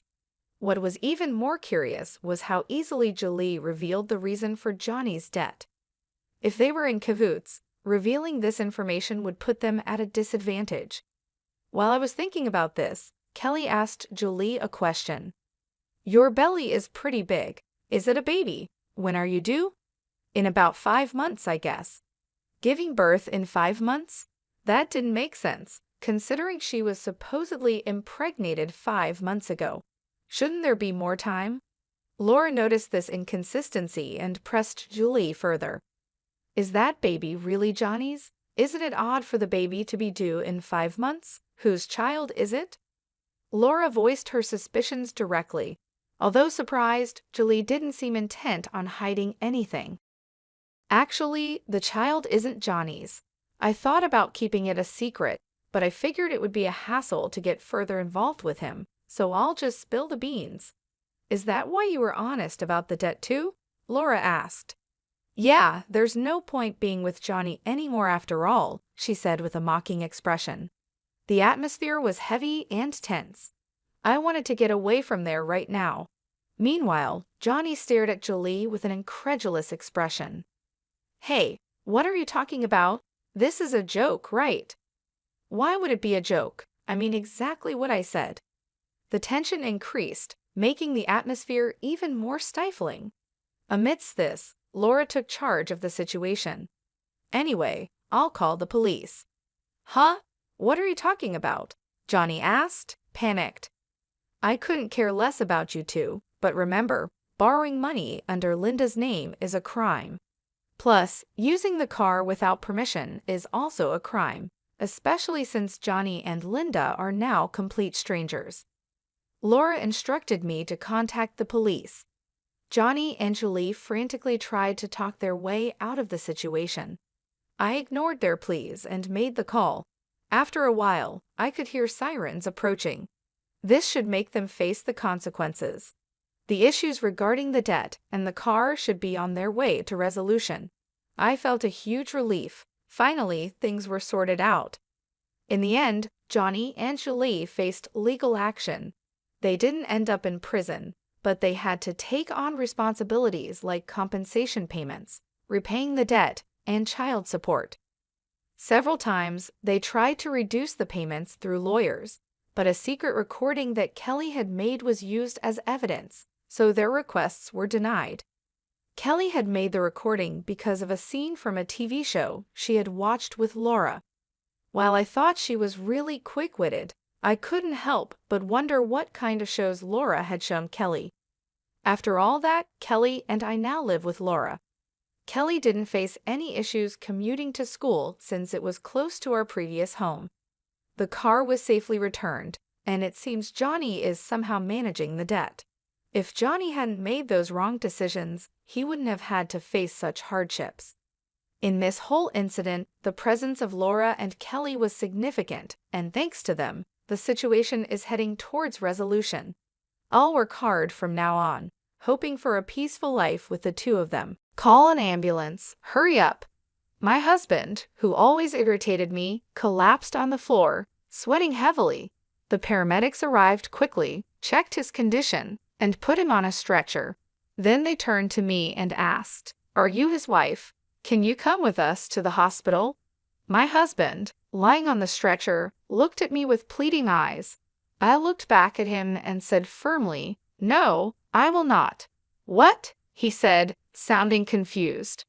"This man is a stranger to me, so I am not coming." "What?" he repeated. "Please take care of the rest," I told the paramedics. "Wait, Julie, wait," he called out. I pulled out something I had been carrying in my pocket for days. When he saw it, his face turned even paler. "How dare you treat me like a slave all these years? This is my revenge. I will never forgive you." My name is Julie. I'm a 37-year-old housewife living in a rented apartment with my husband, Scott. I met Scott through a colleague at work when I was still employed full-time. My colleague had many friends and often invited me to parties. I'm more of an introvert and prefer watching movies or cooking alone.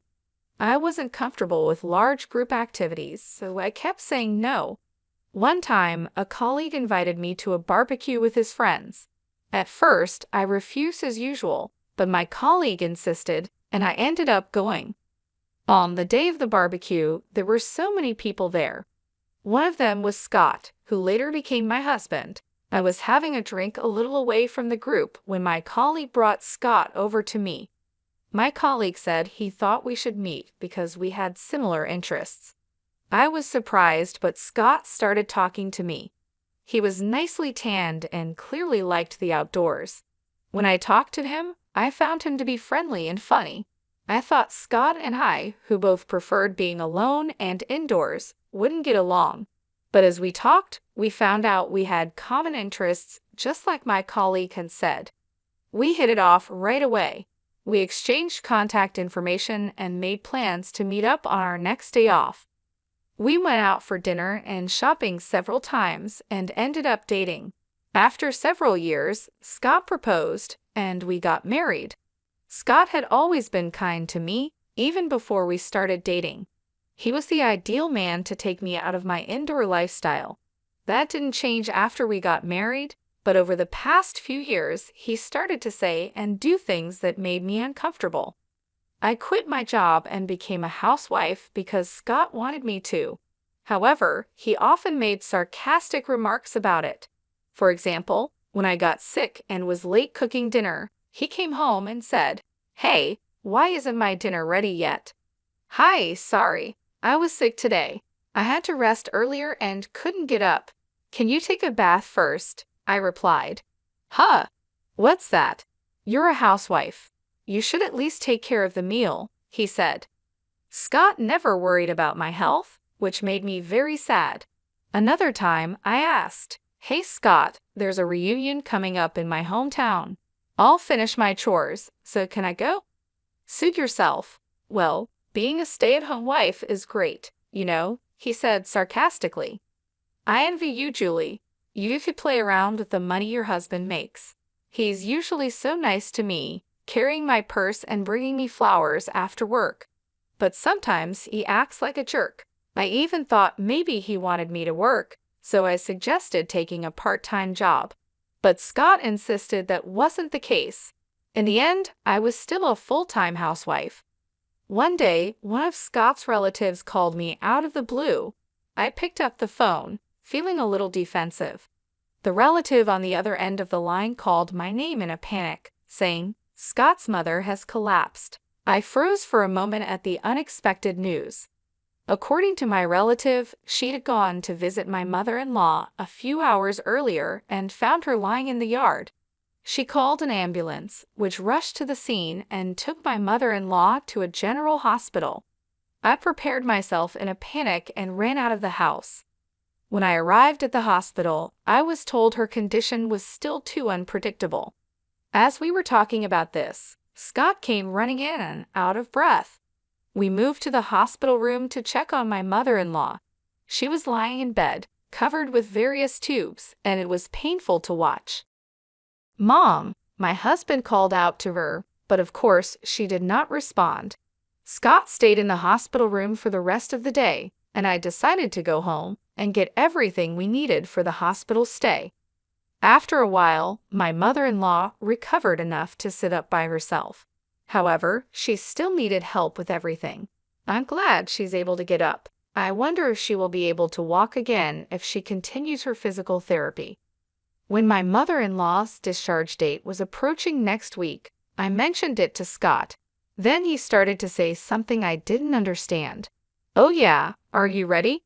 We'll be leaving this house next week, so you'd better start packing our stuff." I couldn't understand what he meant. Scott seemed annoyed, as if he didn't like my reaction. "We don't need this house since we're going to live with my mom at my parents' house. You are still as dense as ever, aren't you? Does that mean I'm going to live with my mother-in-law after she gets out of the hospital?" I never heard anything about that. "What? Did you decide to move in together without talking to me? Have you already canceled the lease on this house?" I asked, feeling shocked and upset. My husband became even more grumpy. "Of course, I've already canceled the lease. It's the right thing for us to do as a family, to live together and help her." "Don't tell me you don't want to live with her, do you? I'm the one who makes our living, so I won't accept any complaints," he said, then stomped back to his room. I couldn't believe Scott would take such a hardline approach. I can't believe he's canceling the lease on this apartment. I had no choice but to move out. I knew he was worried about his mother, but this was too much. I sighed deeply. A few days passed, and suddenly I was living with my mother-in-law. I had never been a caregiver before, so everything was new to me. I had to spend most of my day feeding, bathing, and helping my mother-in-law with the bathroom. My mother-in-law didn't want me to take care of her, and she hardly communicated with me. When I tried to talk to her, she would hide in bed, saying she was in pain.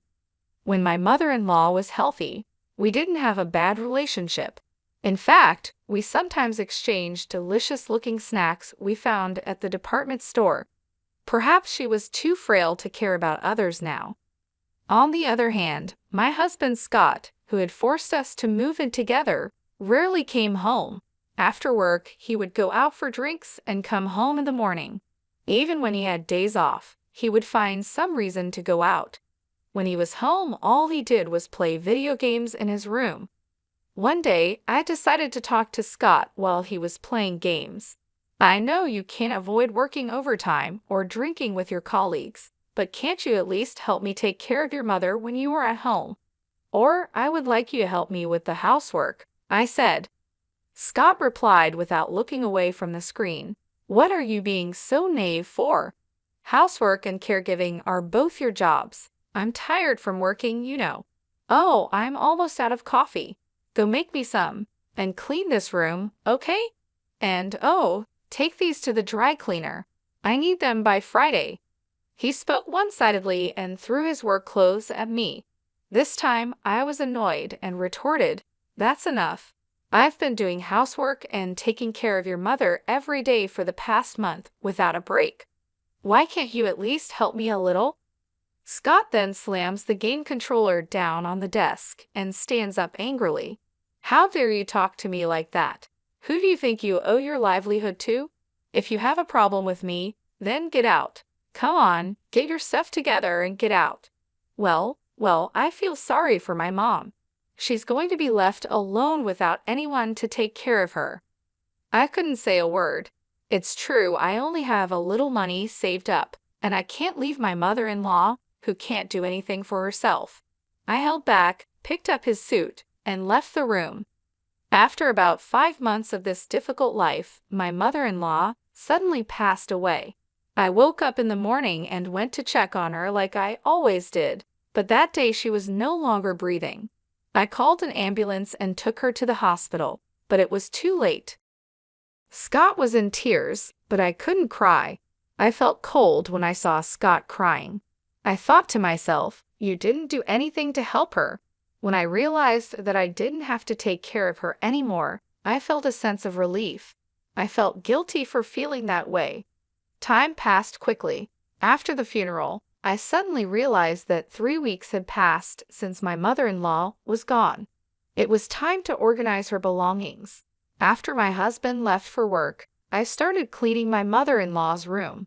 I put her favorite clothes and accessories into cardboard boxes one after another. There weren't many, so the work was over soon. Next, I opened the cabinet by my mother-in-law's bedside. There was almost nothing in it, but there was a big can on the bottom shelf. I thought I had seen it somewhere before. It was a can of assorted sweets I had given her when she was still in good health. I wondered why it was there. I opened the lid of the can and found a letter inside. When I picked up the envelope, I saw it was addressed to me. It read, "Dear Julie." I quickly opened it and looked inside. In trembling letters, there was a message for me. "Julie, I am sorry for making you take care of me. I was ashamed of myself for forcing you to work for me every day. I was also ashamed of my son Scott. I know how badly he treated you. Julie, you should leave him and live your life the way you want." My mother-in-law knew everything. She knew her son was selfish and that I was suffering because of it. At the end of the letter, she wrote, "I am glad I was able to spend the last days of my life with you, Julie. Thank you." At that moment, I cried for the first time since my mother-in-law passed away. It felt like everything I had been holding back was flowing out of me. I cried and cried until my tears ran dry. Then I made up my mind. I would divorce my husband. 12 days had passed since I found the letter from my mother-in-law. My husband was still treating me like a slave. "Julie, I'm missing one of my socks." "Where is it?" "Oh, and take my car to the car wash today." "You've got nothing to do, right?" He was going out with his colleagues for golf. I guess he completely forgot, but today was our wedding anniversary. Well, I didn't care about it anymore.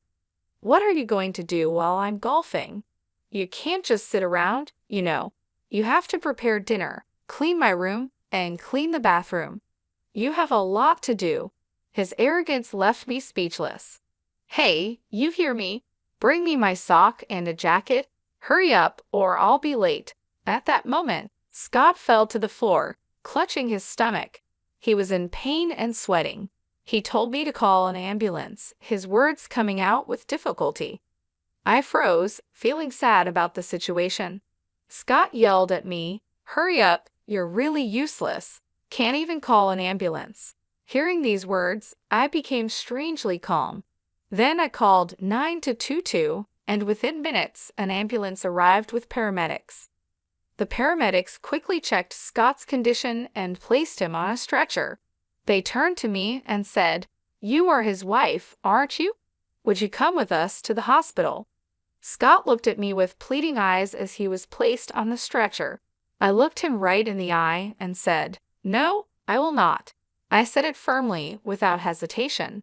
"What?" Scott's voice came out as if he had lost his mind. "This man is a stranger to me, so I am not coming.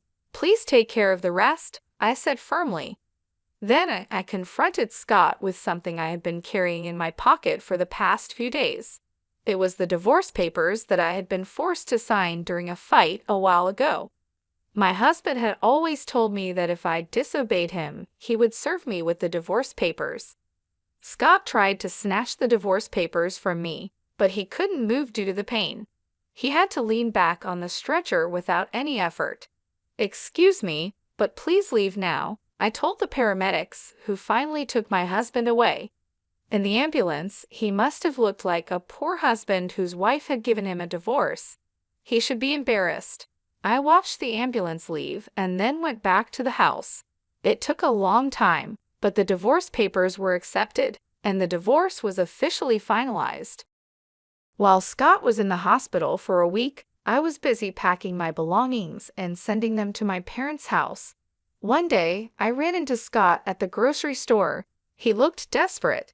"Julie, please don't do this to me. You love me, don't you? Please don't leave me. I admit I've made some mistakes. You listened to me no matter what I said, so I just got carried away," he said, looking completely pathetic. "The divorce is already finalized. It's too late for you to act so fragile.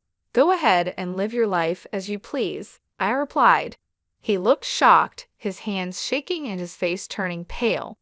"Well, that's that then. Bye," I said, turning away. It had been 5 months since Scott and I had divorced.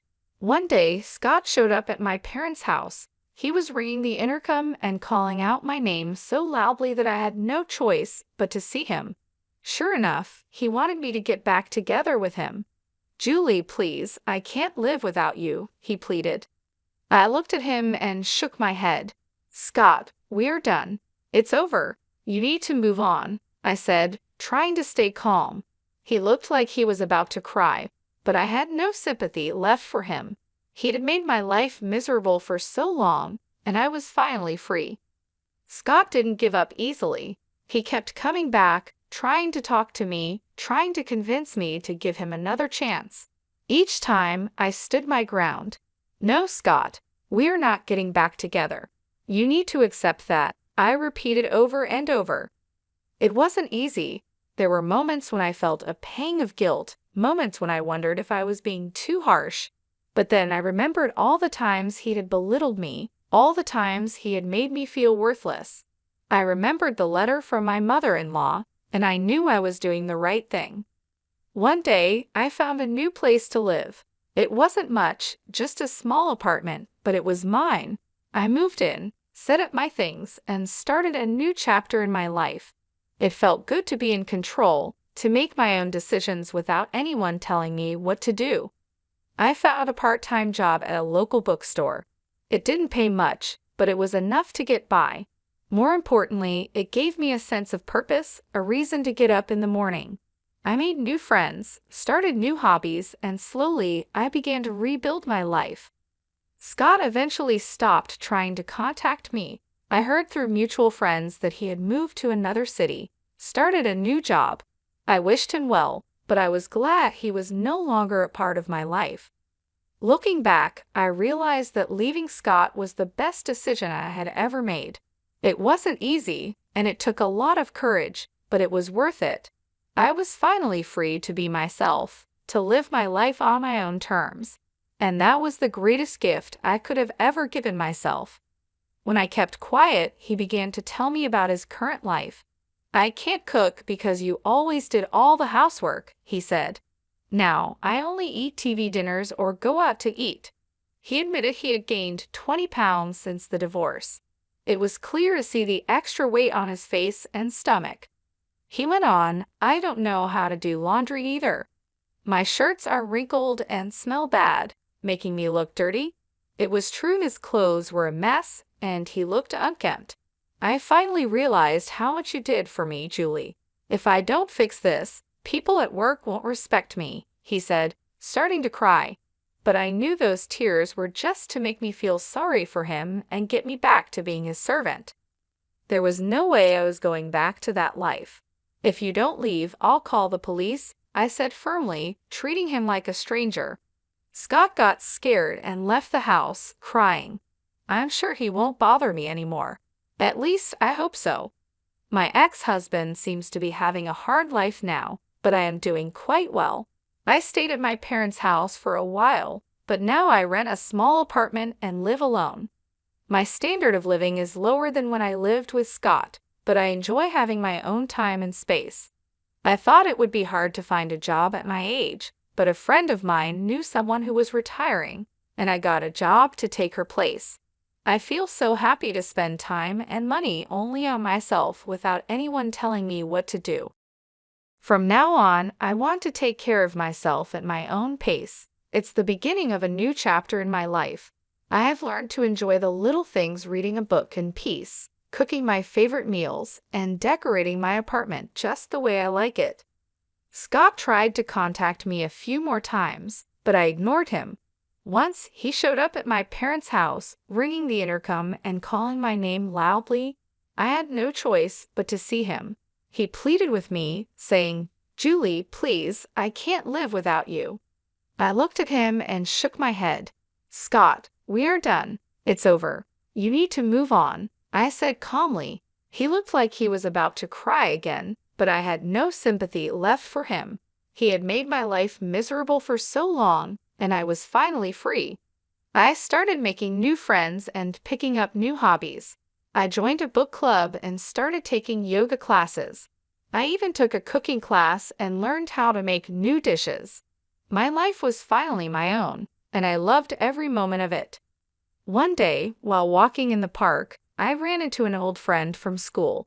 We talked for hours, catching up on lost time. It felt good to reconnect with people who knew me before I was married. It reminded me of who I was and who I wanted to be. Looking back, I realized that leaving Scott was the best decision I had ever made. It wasn't easy, and it took a lot of courage, but it was worth it. I was finally free to be myself, to live my life on my own terms. And that was the greatest gift I could have ever given myself. Every day, I wake up with a sense of peace and happiness. I am no longer bound by someone else's expectations. I am living for myself, and it feels wonderful. I am excited about the future and all the possibilities it holds. From now on, I will take care of myself, follow my dreams, and live my life to the fullest. This is just the beginning of a new and exciting chapter in my life. I am ready to embrace it with open arms. My name is Lily, and I work as an editor at a big publishing company in the city. I'm just an ordinary girl who likes to keep things simple. Life has always been busy for me, trying to meet deadlines while also finding some time for myself. Maybe that's why I never really got into dating. I usually enjoyed spending time alone, whether it was with a good book or taking a quiet walk in the park near my apartment. But everything changed on one sunny Sunday that seemed like any other. I was deep into a podcast, walking along without a care in the world. The park was full of people, kids running around, and pets playing. I must have lost track of where I was walking because the next thing I knew, a guy on a bicycle almost ran into me. "Watch out," he shouted, swerving at the last second. His voice was sharp, and I could tell he was annoyed. "I'm so sorry," I said quickly, taking out one of my earbuds. I hadn't realized I had wandered onto the bike path. He stopped his bike and turned around, now looking more amused than angry. "You've got to watch where you're going. This path can be a jungle sometimes." "Yeah, my bad. Totally my fault," I admitted, feeling a bit embarrassed. I brushed a stray strand of hair from my face and gave him a shy smile. He laughed, and just like that, the tension was gone. "I'm Jerry," he said, extending his hand. "Lily," I replied, shaking his hand. His handshake was firm and confident. "So, Lily, are you always this distracted, or is it just my charming presence?" he said with a playful grin that made me laugh. "Just a long week at work. My brain is already on weekend mode," I said. "Fair enough. I was just about to grab a coffee at that cafe over there." He pointed to a small place at the edge of the park. "Care to join me? You know, as a peace offering for almost running me over."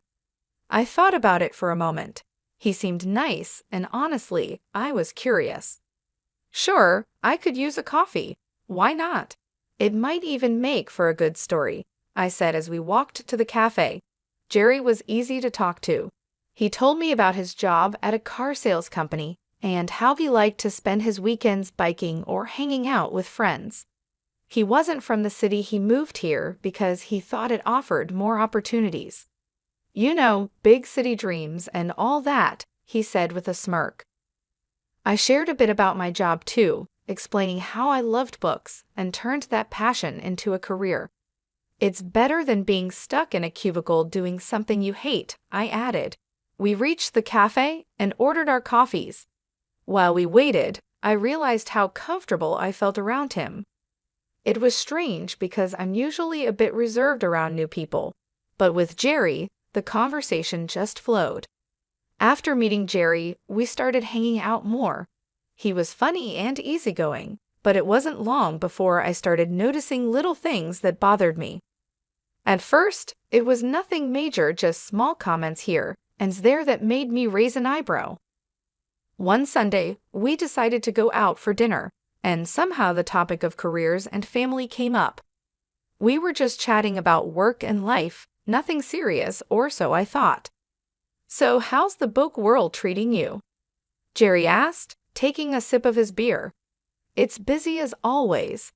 Deadlines don't stop for anyone," I replied, poking at my salad. "Yeah, I get that, but you wouldn't want to be stuck in that forever, right? I mean, eventually you'd want to settle down, maybe cut back on work hours," Jerry said casually. I paused, my fork midair. "Not really, Jerry. I love what I do. I don't see myself giving it up anytime soon, or ever, really." Jerry shrugged. "Sure, but what about when we have kids? Wouldn't you want to be around more?" The question caught me off guard. I chuckled nervously. "That's jumping way ahead, don't you think?" He laughed it off. "Yeah, you're right. Just thinking out loud, I guess." I tried to shake off the discomfort, but it lingered. A couple of weeks later, Jerry invited me to have dinner with his parents.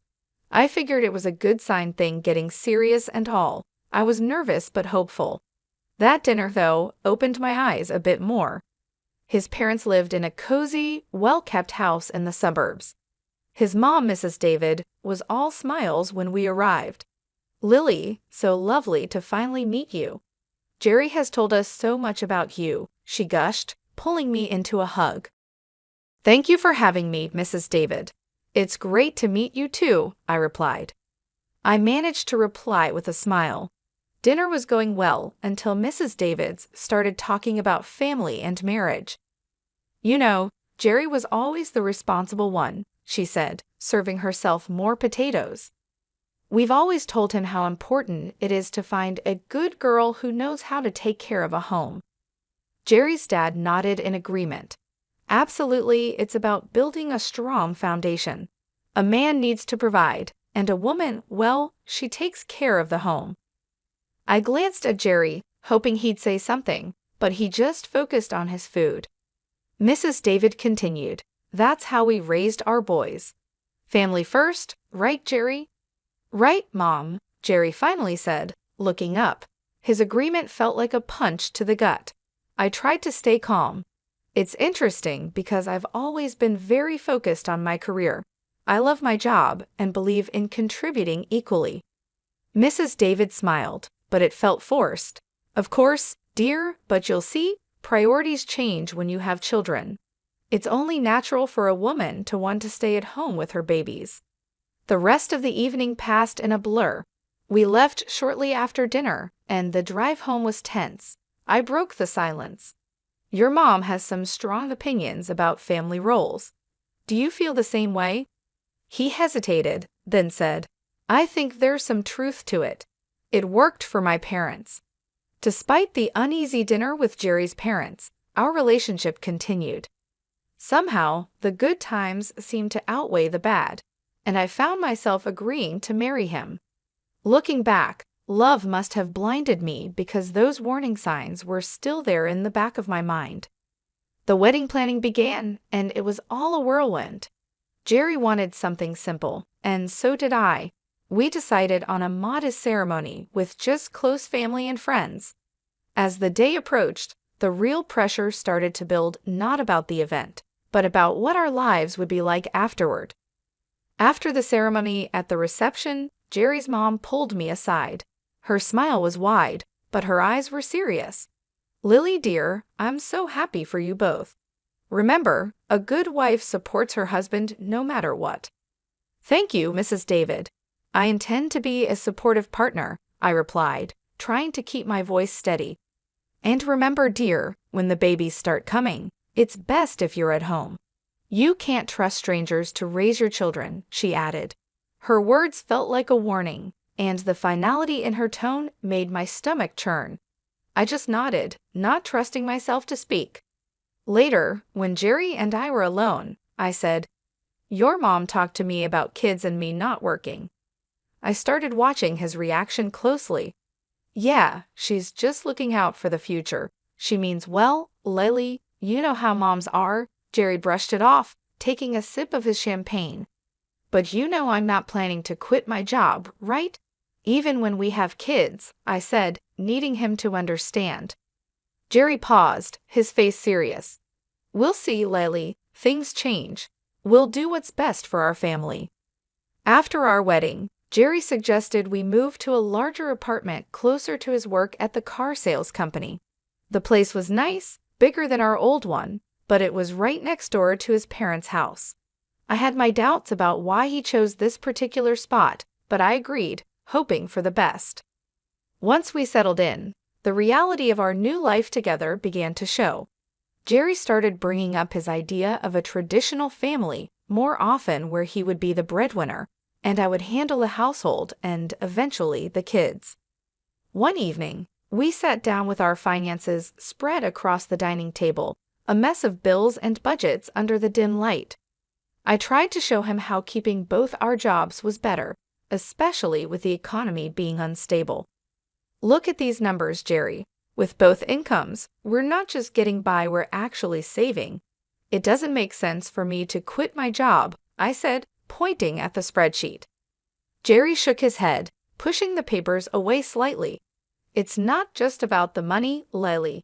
It's about having a real family life, you know, like my parents had. I sighed, feeling frustrated. But it's not the past, Jerry. Things are different now. We both need to contribute. He didn't seem convinced, and the discussion ended with a heavy silence.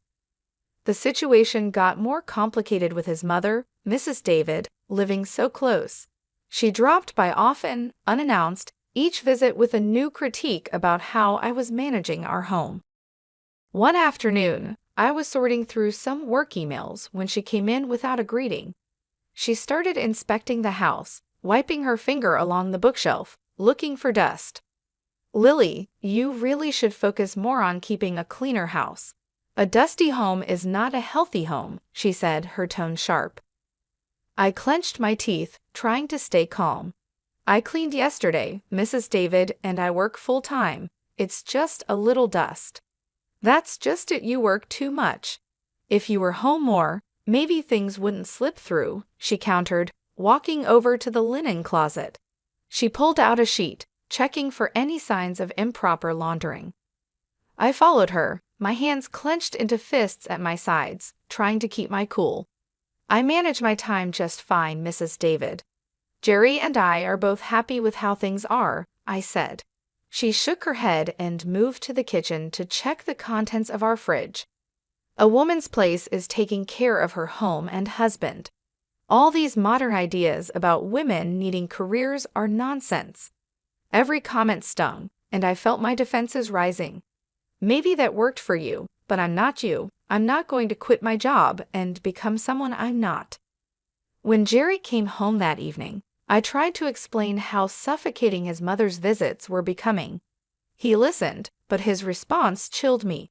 Mom's just trying to help, Lily. She has a lot of experience running a home. But it's our home, not hers. I need you to stand up for me, for us, I pleaded. Jerry looked torn but finally said, "She's my mom, Lily. She means well. We should at least consider her advice." The argument that night was long and painful. We went to bed angry, the first of many silent nights. As the days turned into weeks, I felt more like an outsider in my own home, constantly judged and found wanting. The pressure to conform to an outdated idea of a wife was relentless, and my resolve to maintain my independence was tested every day. As the months passed, Jerry's complaints about me not doing enough at home started to increase. He would come home from work, look around with a scowl, and comment on the dusty shelves, or the dinner that was either too bland or overcooked because I had rushed it after a long day at the publishing house. His favorite phrase became, "If you can't manage both, maybe you shouldn't be working." One evening, after a particularly harsh critique of some slightly undercooked pasta, Jerry let it drop. "Lily, I'm serious. If you can't meet me halfway and take care of the house properly, maybe we should rethink this whole arrangement," he said, implying that a divorce was on the table. I loved Jerry despite everything, and I didn't want our marriage to fail over this, so I made a decision that pained me deeply. The next day, I talked to my boss, Olivia, about quitting my job to become a full-time housewife. Olivia was shocked and tried to persuade me otherwise. "Lily, you're one of our best. Are you sure about this?" she asked, concern clear on her face. "I don't see any other way, Olivia. I have to try to make things work at home," I replied. I admitted feeling defeated. Olivia, always trying to find a solution, suggested a compromise. "What if you could work from home and manage your projects remotely? It's becoming more common now, and you wouldn't have to quit." The idea felt like a lifeline. I agreed to the arrangement but decided not to tell Jerry. Instead, I told him I had resigned. He was overjoyed, thinking I had chosen our home life over my career. So I started my new life as a housewife, seeing Jerry off to work each morning and greeting him when he came home. But as soon as he left, I would power up my laptop and dive into my editing work.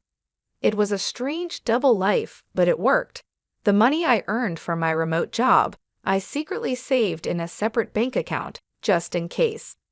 However, living on just Jerry's salary was tougher than we thought. Despite my best efforts to save money, 5 months later, we were struggling financially. I tried to bring up the topic gently. "Jerry, I think it might be necessary for me to go back to work. We're running through our savings too fast." Jerry's reaction was swift and angry. "That's because you're spending too much. You need to learn how to save properly," he snapped. I was stunned. I hadn't bought anything for myself in months, and always looked for the cheapest deals at the supermarket. His words hurt deeply, and I felt a mix of anger and humiliation. The next day, his mother came over with the intention of teaching me how to budget. She dragged me to the store and pointed out the cheapest, often lowest quality products. "Buy these, Lily. Stop wasting money on expensive stuff," she lectured as we walked down the aisles. Back home, she showed me how to dilute dish soap to make it last longer. "You use too much. You need to make do with less," she instructed in a patronizing tone. She even started checking my receipts, scolding me for any purchase she deemed unnecessary. "Why are you buying this? Just stick to basics," she would say, shaking her head in disapproval. Living like this was unbearable. Every day felt more suffocating than the last. I was losing my sense of self to their imposed austerity, living under constant scrutiny. The situation was becoming impossible to bear. I felt trapped in a life of pretend submission, with every part of me screaming for escape. But for now, I held on, biding my time and planning my next steps carefully. It all reached a boiling point one drizzly Friday evening. I was on the phone in the living room, pouring my heart out to my mom. "I just don't know how much more I can take, Mom. His mother is always here, teaching me how to stretch every dollar until it screams. I get it. We need to save, but this is too much." Mom's voice was full of concern and anger. "Lily, that's not normal. You need to talk to Jerry about setting boundaries. It's your home too, not just his or his mother's playground." I nodded, feeling a bit stronger with my mom's support, but just as I was starting to feel better, Jerry stormed in from the other room, his face red with anger. He must have heard me complaining. He snatched the phone right out of my hand. A wife shouldn't be complaining about her husband and mother-in-law like some street gossip. He snapped into the phone before hanging up. I was shocked, my hand shaking slightly. "Jerry, you can't just grab my phone and talk to my mom like that." "Oh, I can't? Maybe if you had some respect for us, I wouldn't have to," he retorted, his voice rising. I could see the veins in his neck bulging. Jerry, listen to yourself. Can't you see this isn't healthy? I pleaded, hoping to reach some part of him that remembered what love felt like, but he was beyond reason. Healthy? My mom was right. I should never have married you, he spat out, his words cutting deeper than I expected. That's enough, Jerry. I'm your wife, not some puppet you and your mom can control, I shot back, my anger flaring.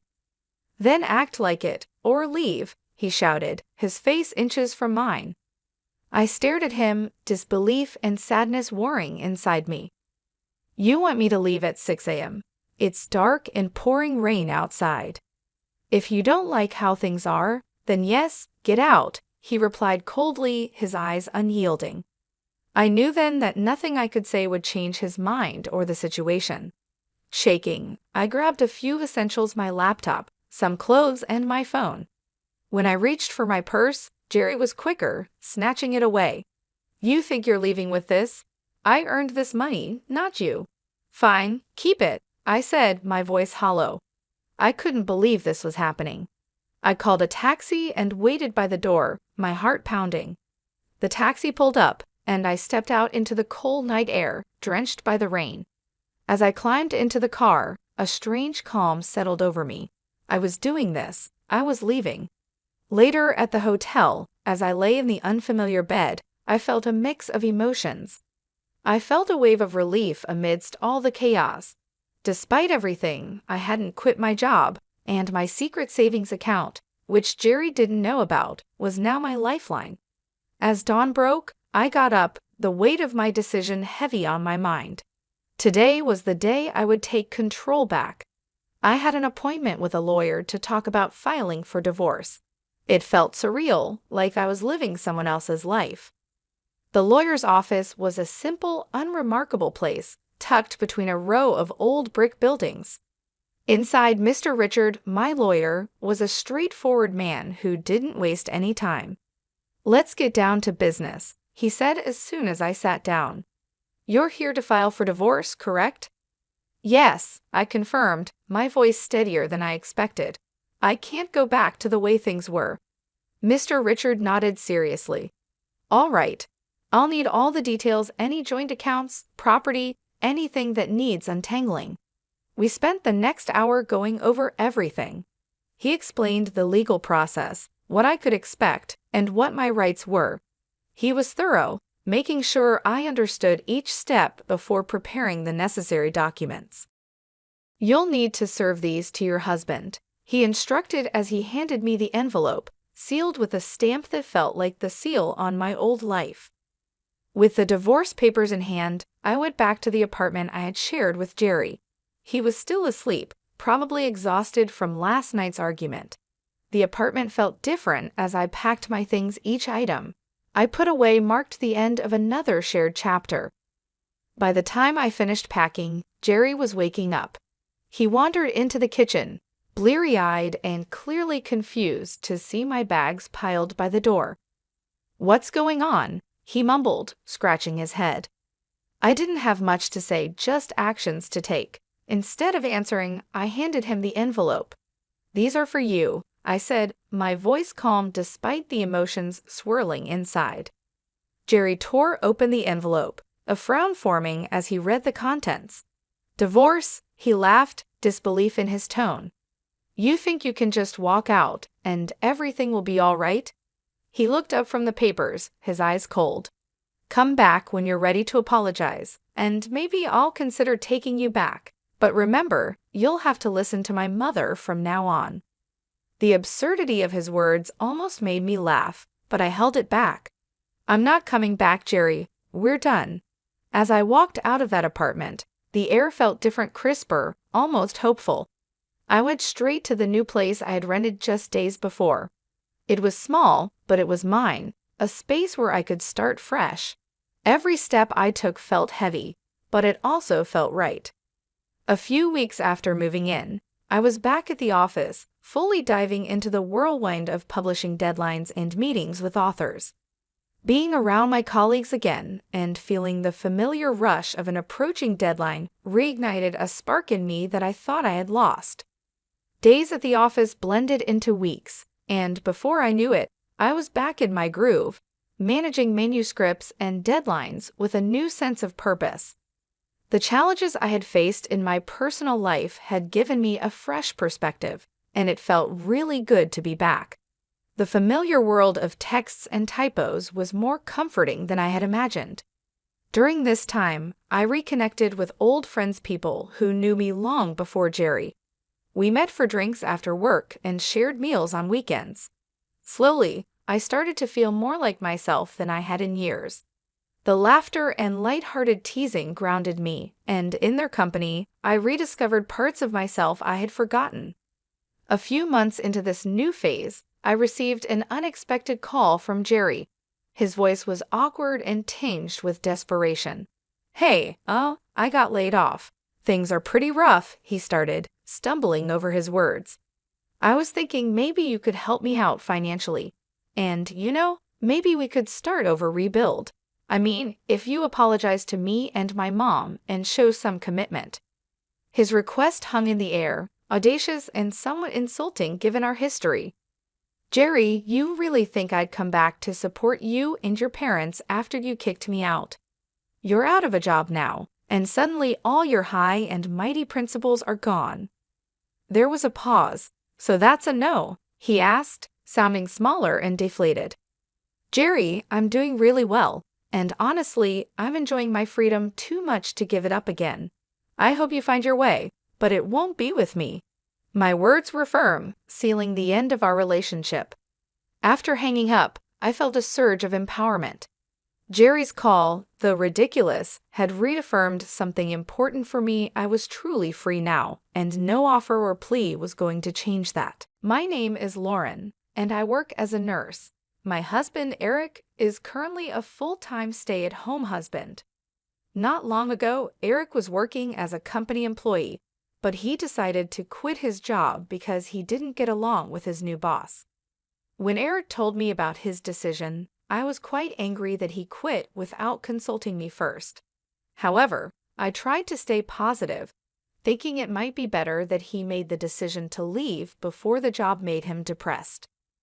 Although Eric doesn't bring in any earnings anymore, I have a steady job as a nurse. We are also fortunate to live in a house that my mother left to me when she passed away a few years ago. This means we don't have to worry about paying rent, which helps us make a good living without financial stress. Initially, I was very anxious and stressed about Eric not working. It felt strange and unsettling to be the sole breadwinner of the family. However, over time, I noticed that Eric was doing an excellent job with the housework. He took care of all the chores, cooked meals, and made sure everything was in order. Gradually, I got used to this new arrangement and even started to enjoy our life together more. One day, I came home from work to find my sister-in-law, Melissa, visiting our home. Eric greeted me cheerfully as I walked through the door. "Welcome home, honey.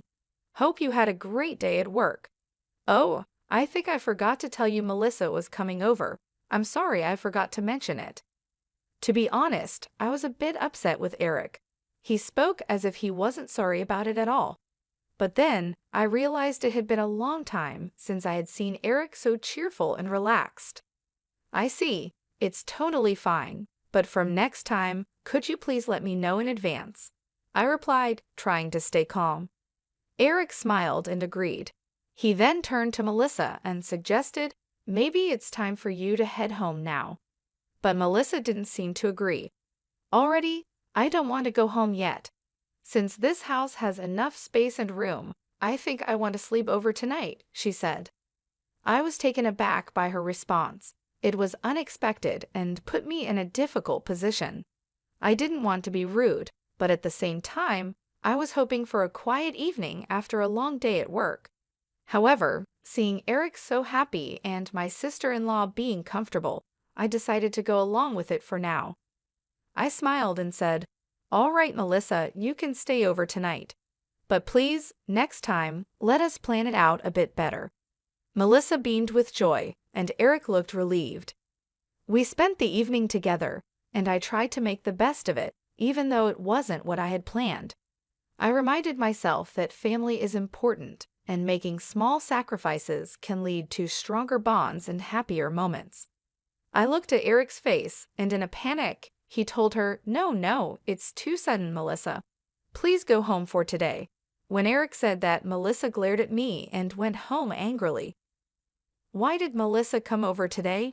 I asked. It's quite a distance for her to come over. Actually, Melissa got a divorce recently. She has no place to go, so she went back to my parents' place. But their apartment is small, and they asked her to hurry up and find a job and give them money. She feels very unwelcome, and I feel sorry for her, Eric explained.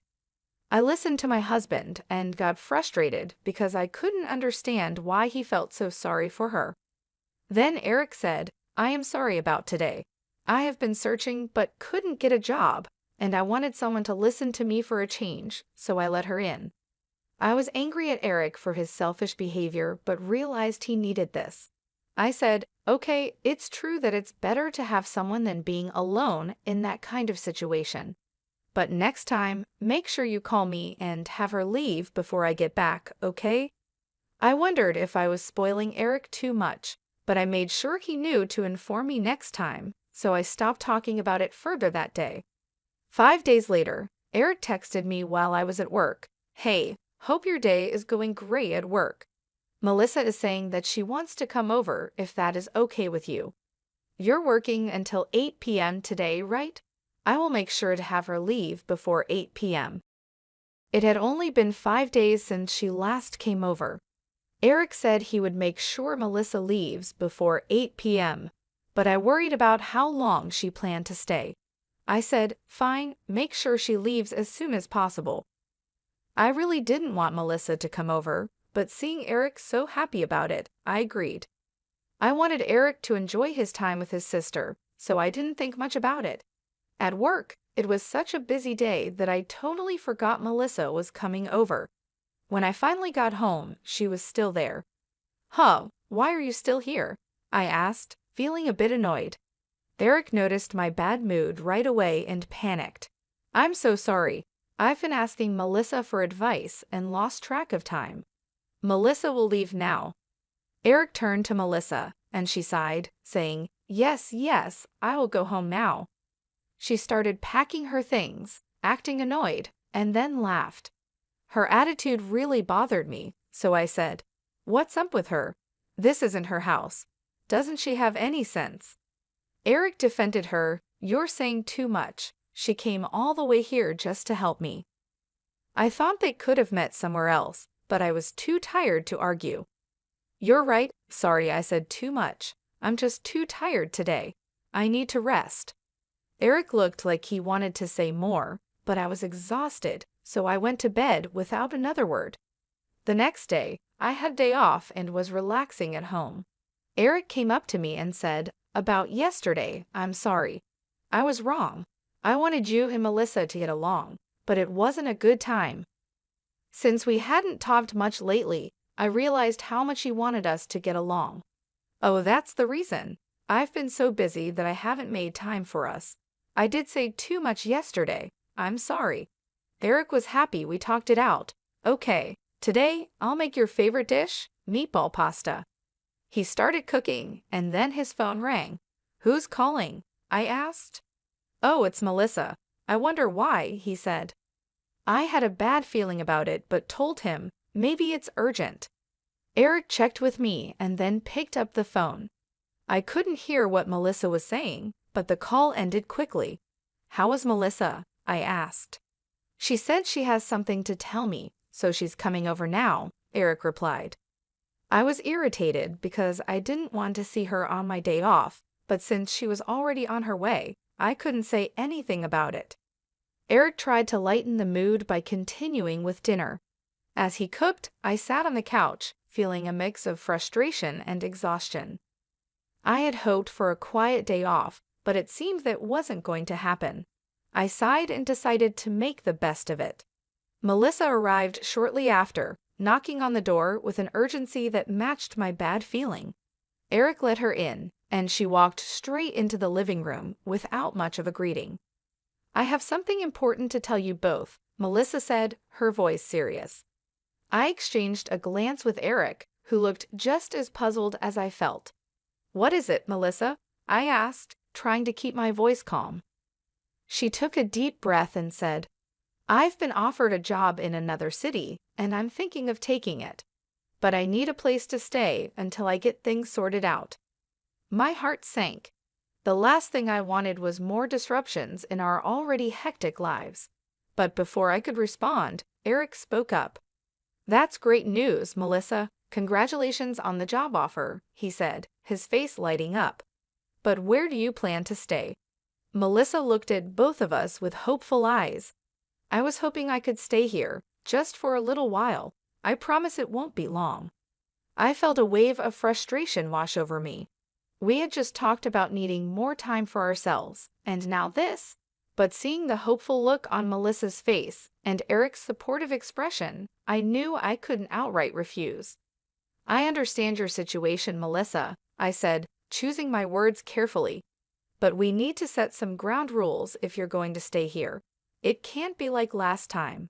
We need to know in advance when you'll be here, and you need to respect our space.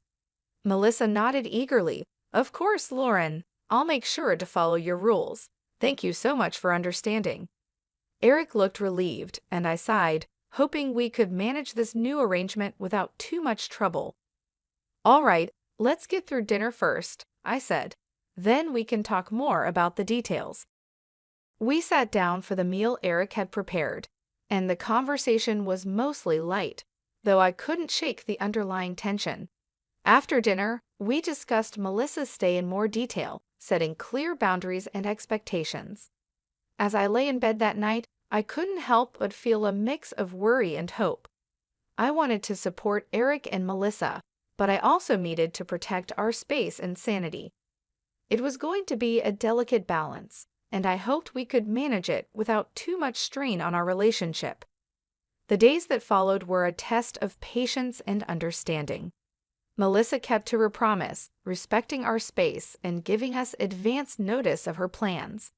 Eric and I worked on communicating better, making sure to set aside time for just the two of us.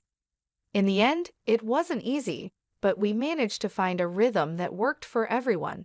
And though it took time and effort, the experience brought us closer together, teaching us the importance of balance and understanding in our relationships.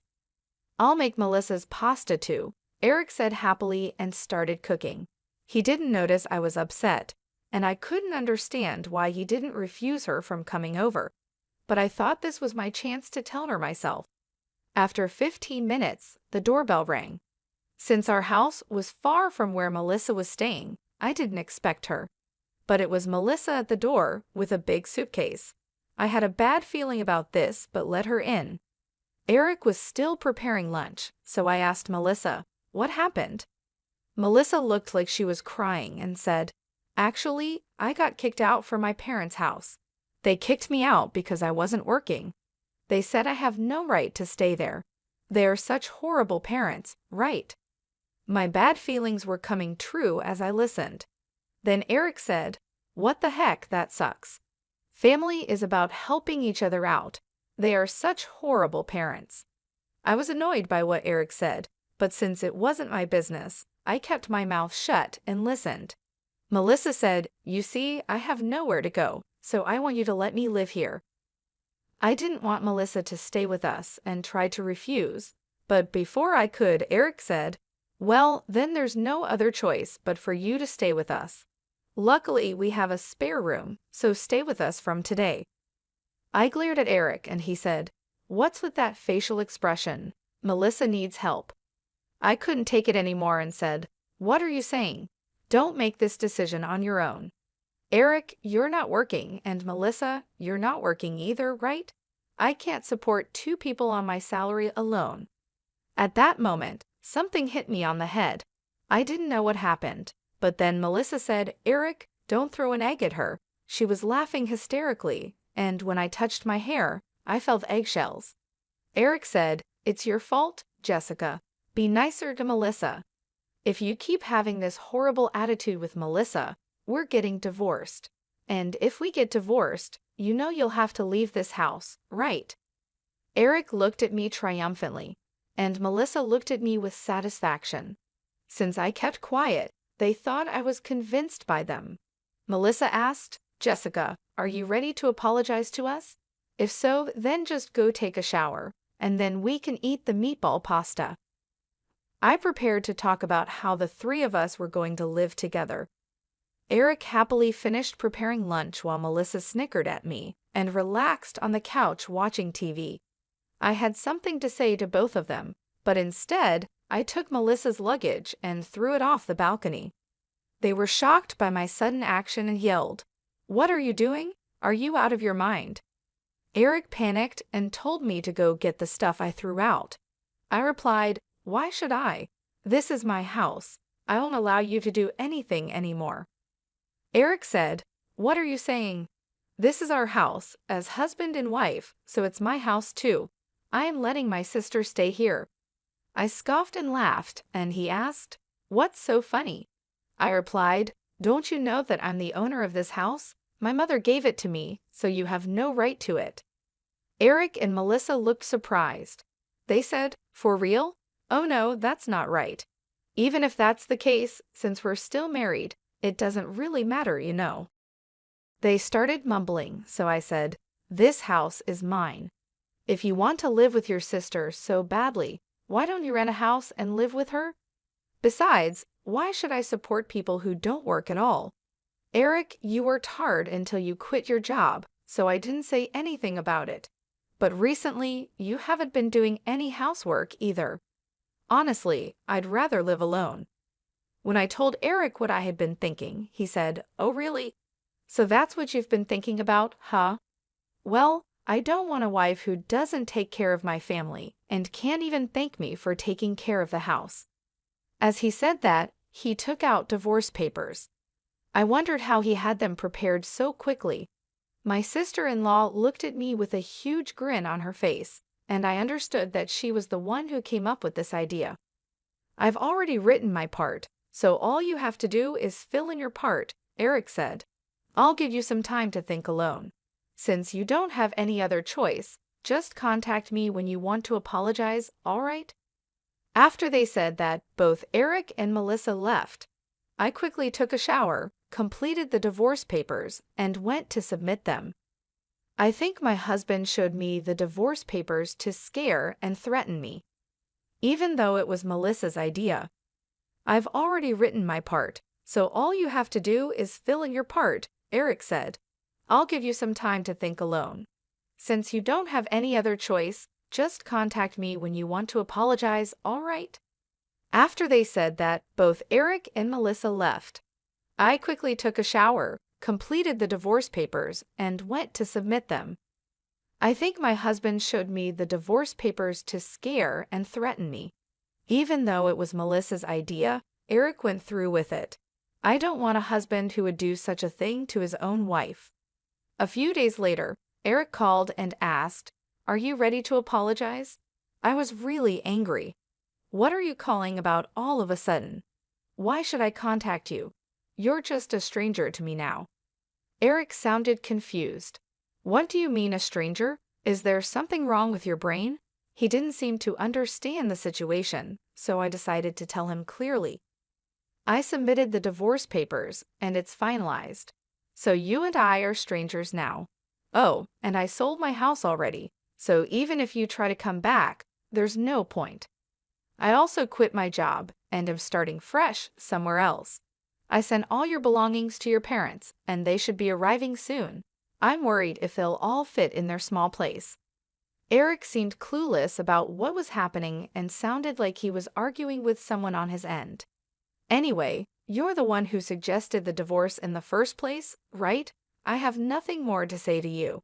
Since I want nothing to do with you, I'm blocking your number. Goodbye."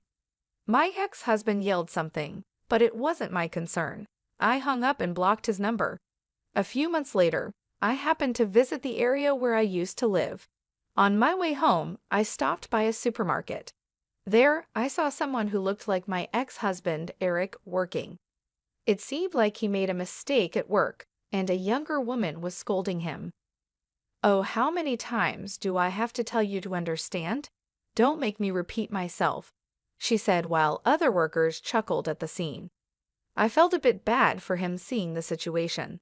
He was getting scolded by a much younger woman, and other workers were laughing at him. But there's nothing I can do about it because he's just a stranger to me now. As I watched him, I thought about how things might have been different. If Eric had thought more about how to handle his sister, maybe this wouldn't have happened. Melissa caused so many problems between us, and Eric just went along with it without considering how I felt. But in any case, I'm glad I divorced him. It wasn't an easy decision, but looking back, it was the right one. Now, I am enjoying my life being single. I have more peace and freedom. I don't have to deal with the stress of their constant drama. Since the divorce, I've had more time to focus on myself. I've started new hobbies, met new people, and even took up a new job that I love. I'm in control of my own life, and it feels great. Seeing Eric in that situation reminded me of how much I've grown. I don't have to worry about his problems or his sister's issues anymore. They are not my responsibility. I am free to live my life the way I want, without the constant stress and unhappiness that came with our marriage. So, while I felt a bit bad for him in that moment, it quickly passed. I reminded myself that he made his choices, and I made mine. And my choice to leave was the best decision I could have made for my own happiness and well-being. I work at a big company, and I can earn enough for both of us, so don't worry, Eric said during our engagement. But as soon as we got married, he changed. He and Larry started insulting me every day. On top of that, Eric took control of all the money and cut down on living expenses. He'd constantly complain, even though I did all the cooking. Fed up, I told Eric I wanted a divorce and left the house. Later, I bumped into Larry by chance. "Hey, I heard you're getting a divorce now," he said. I was surprised and replied, "You must be mistaking me for someone else." Larry smirked and said, "Don't pretend. We're not together anymore, so don't come to me about money. I won't lend you a cent, remember that." Before I could respond, he disappeared into the crowd. I lowered my head, feeling the stares of people passing by, and started to laugh. Poor guy, he knows nothing. I can't wait to see his reaction when he finds out the truth. I'm Michelle, a 53-year-old housewife. I married Eric 7 years ago. When we met, Eric seemed like a great guy. We met at a gathering of friends, and I found him fun and friendly. As we said goodbye, he asked if we could meet just the two of us next time. Feeling a bit sad about parting, I agreed. When we started dating, he mentioned he had a son named Larry from his previous marriage. Larry was in 5th grade then, and we had dinner together a few times. He was a bright and pleasant boy, just like his dad. A year later, on the night Eric proposed, I decided to open up.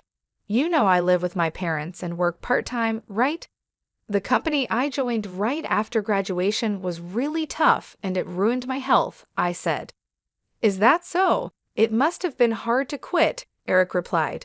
I think long hours will be difficult for me in the future, I added. Eric smiled kindly and said, Don't worry about it. Just stay at home. I work at a big company, and I can earn enough for both of us. Relieved by his words, I accepted his proposal. I was happy to have met a good man and thought we were starting a happy married life. I never imagined I would feel so hopeless in less than half a year. As we got used to living as a family of 3, Eric and Larry's attitudes changed a lot. They started making fun of everything I did and said, "Mom, are you in bed again? Where's my sandwich?" Larry asked with a frown as he came into the bedroom before school. I had been helping with weeding at a nearby park yesterday and felt sick because it was an unusually hot day. I had already been feeling unwell since the day before. I had asked Eric for help, but he refused with an annoyed look and said, "Being a housewife must be nice, just slacking off all year. I need my days off too, you know. Let me rest." The next morning, I couldn't get up because I had pushed myself too hard. I apologized to Larry and said, "Sorry, Larry. I couldn't make your sandwich." Here's some money to buy one at the grocery store. Larry complained, Mom, can't you at least make a sandwich? You always take shortcuts with frozen food or leftovers. You're failing as a mom if you can't even cook. His words hurt. Don't blame Mom, Larry, Eric said with a half smile as he passed by in the hallway. Since you skipped the sandwich, tonight's dinner must be fancy. Oh, is that so? Then I'll look forward to it. Being a housewife, you should have plenty of time for dinner, right? You're not sleeping all day, are you? Make sure to clean thoroughly without slacking. The two of them laughed at my poor condition and made their insensitive comments before leaving. As if I could prepare a fancy meal lying in bed, staring at the ceiling, I let out a heavy sigh. Eric is extremely stingy despite being a section chief at a big company and earning a high salary. The money he gave me for living expenses was ridiculously low. It's my salary, so why should my wife manage it? Eric insisted on managing the finances himself after we got married, and I meekly agreed. I thought it didn't matter who handled the money as long as it was done properly. But then Eric started spending money as he pleased. It's necessary for work.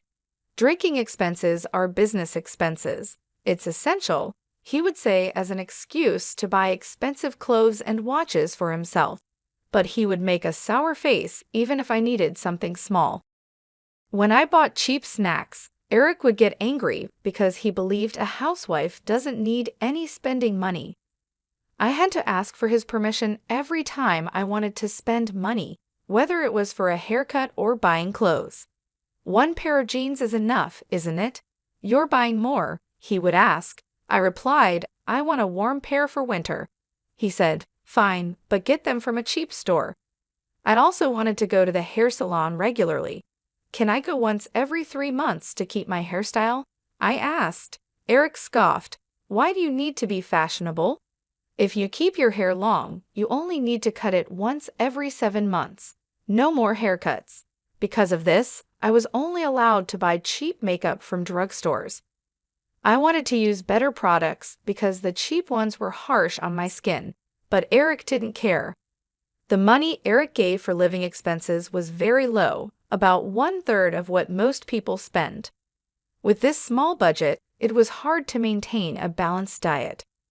When I complained, Eric responded smugly. On the TV show about saving money, they lived on this amount. They had a farmer relative who gave them vegetables and bread. I told him, that's not possible with these high prices. He replied, that's your job to manage. What really hurt me was how Eric acted when it came to sending a wreath for my dad's funeral. When Dad, who had been sick, passed away, and it was time to send a wreath, Eric frowned and said, we don't need to send a wreath for the funeral, right? Only the main mourner needs to send one. He suggested, use your savings, it's not my problem. As I prepared for the funeral with tears in my eyes, his lack of care made me angry. I said, I never planned to ask you for it, so don't worry. He replied, good, but do Larry and I really have to go? It'll ruin our long weekend. Right, Dad? Larry added, I wanted to play a new game. Although they complained, I didn't doubt they would come. However, Eric and Larry arrived late to the funeral, barely greeted my mom and relatives, and left quickly. My mom, who was very tired, didn't have the energy to get upset, but my relatives were furious. What's going on, Eric? Your wife's father died, and you're acting so cold. Larry, you've received so many gifts and allowances from Michelle's dad, they said. While I apologized to my relatives, I felt my love for Eric and Larry quickly fading. Eric, always in his stylish suits with a charming presence, and Larry, attending a prestigious university and seen as a handsome father and son by the neighbors, only insulted me at home. They wouldn't come straight home after work or school, instead wandering around and coming back with the smell of lipstick and perfume. Despite doing whatever they wanted, they treated me like a maid, demanding fancy meals with the little money I had for food. When I served dishes with chicken or pork, both Eric and Larry would glare at me with disdain and insult me. Don't you want to serve your husband good food after he comes home from work? If I get sick from eating this bad food, how will you take responsibility? Are you even a mom, they would say. I could make delicious meals, even with chicken or pork. They disliked vegetables and fish, but eating such a picky diet will make you sick. Eric would reply, I'd eat if it were high quality. Don't complain when you can't satisfy us. I don't need advice from someone as weak as you. They used to eat while complaining, but lately they just left the food untouched. Yet, if I didn't cook, they would yell, Are you slacking off even though you're a wife? I would eat the leftovers for breakfast or lunch the next day, but tears would well up as I wondered for whom I was cooking. For their meals, they relied on store-bought sandwiches, instant noodles, and snacks. Eventually, Eric was diagnosed with prediabetes during a company health check, and Larry started gaining weight. It was inevitable. Then they lashed out at me, saying, What kind of wife makes her husband and child sick?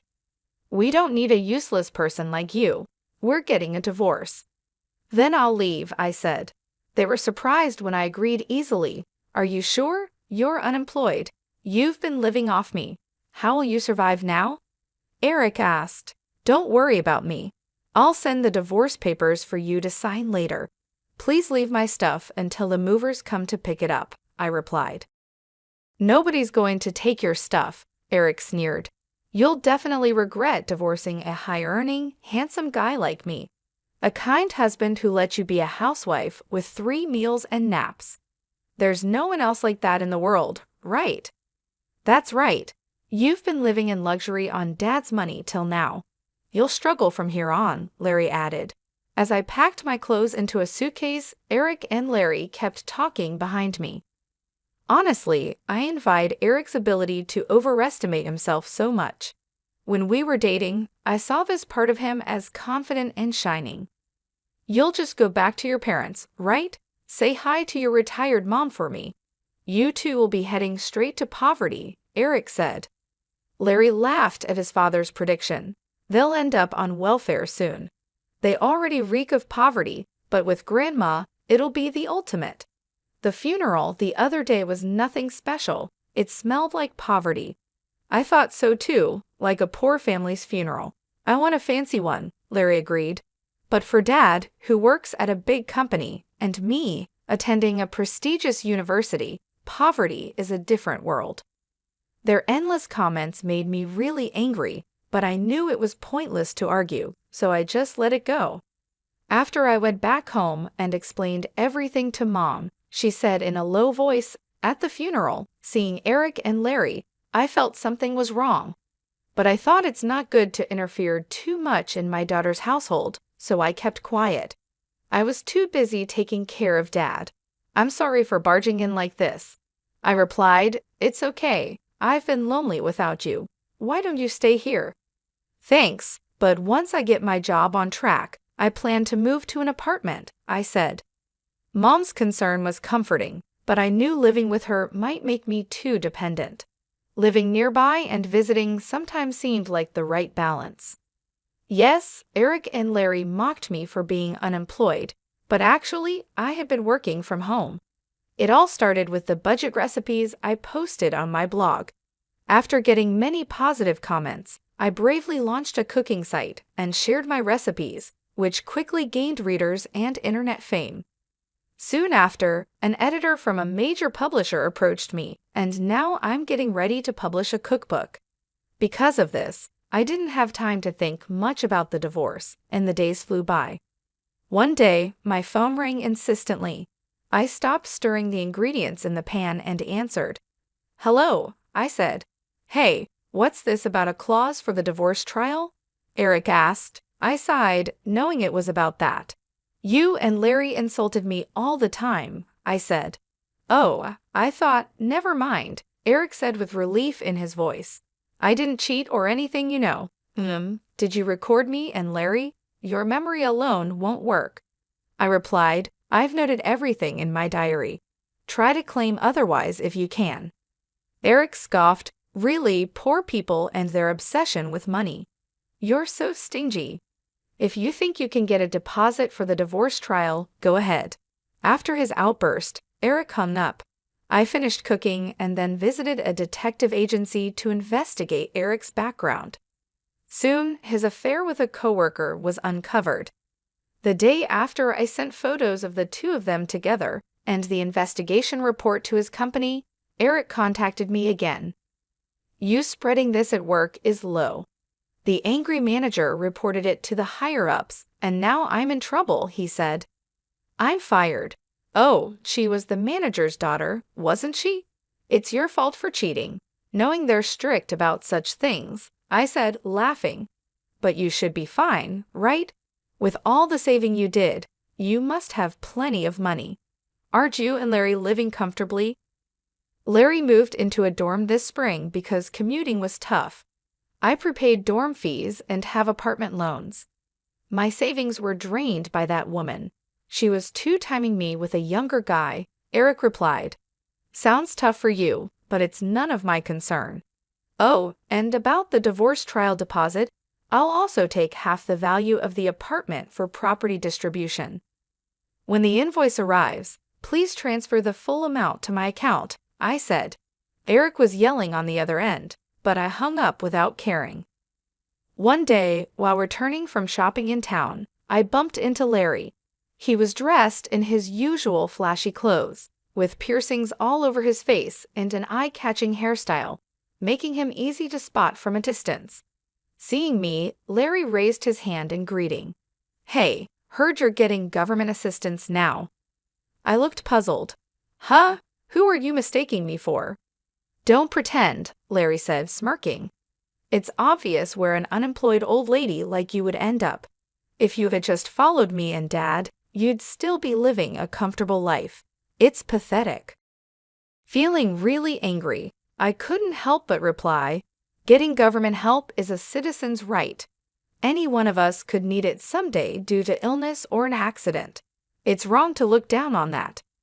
Yeah, so you're saying you're getting it too," Larry said, smirking and pointing his finger at me. "Listen, you and I are estranged. Don't come crying to me for money. Remember that." As I opened my mouth to reply, he turned his back and disappeared into the crowd. I lowered my head, conscious of the stares of passers-by, shaking my shoulders.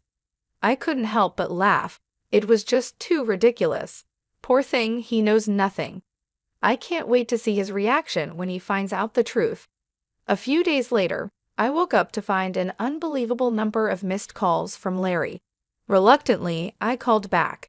Larry shouted furiously, "You deceived me, old woman. What are you talking about? I've heard from a cousin you got 3 high-rise apartments from Grandpa's inheritance and are living a carefree life. Hiding that and getting a divorce is cowardly," he said.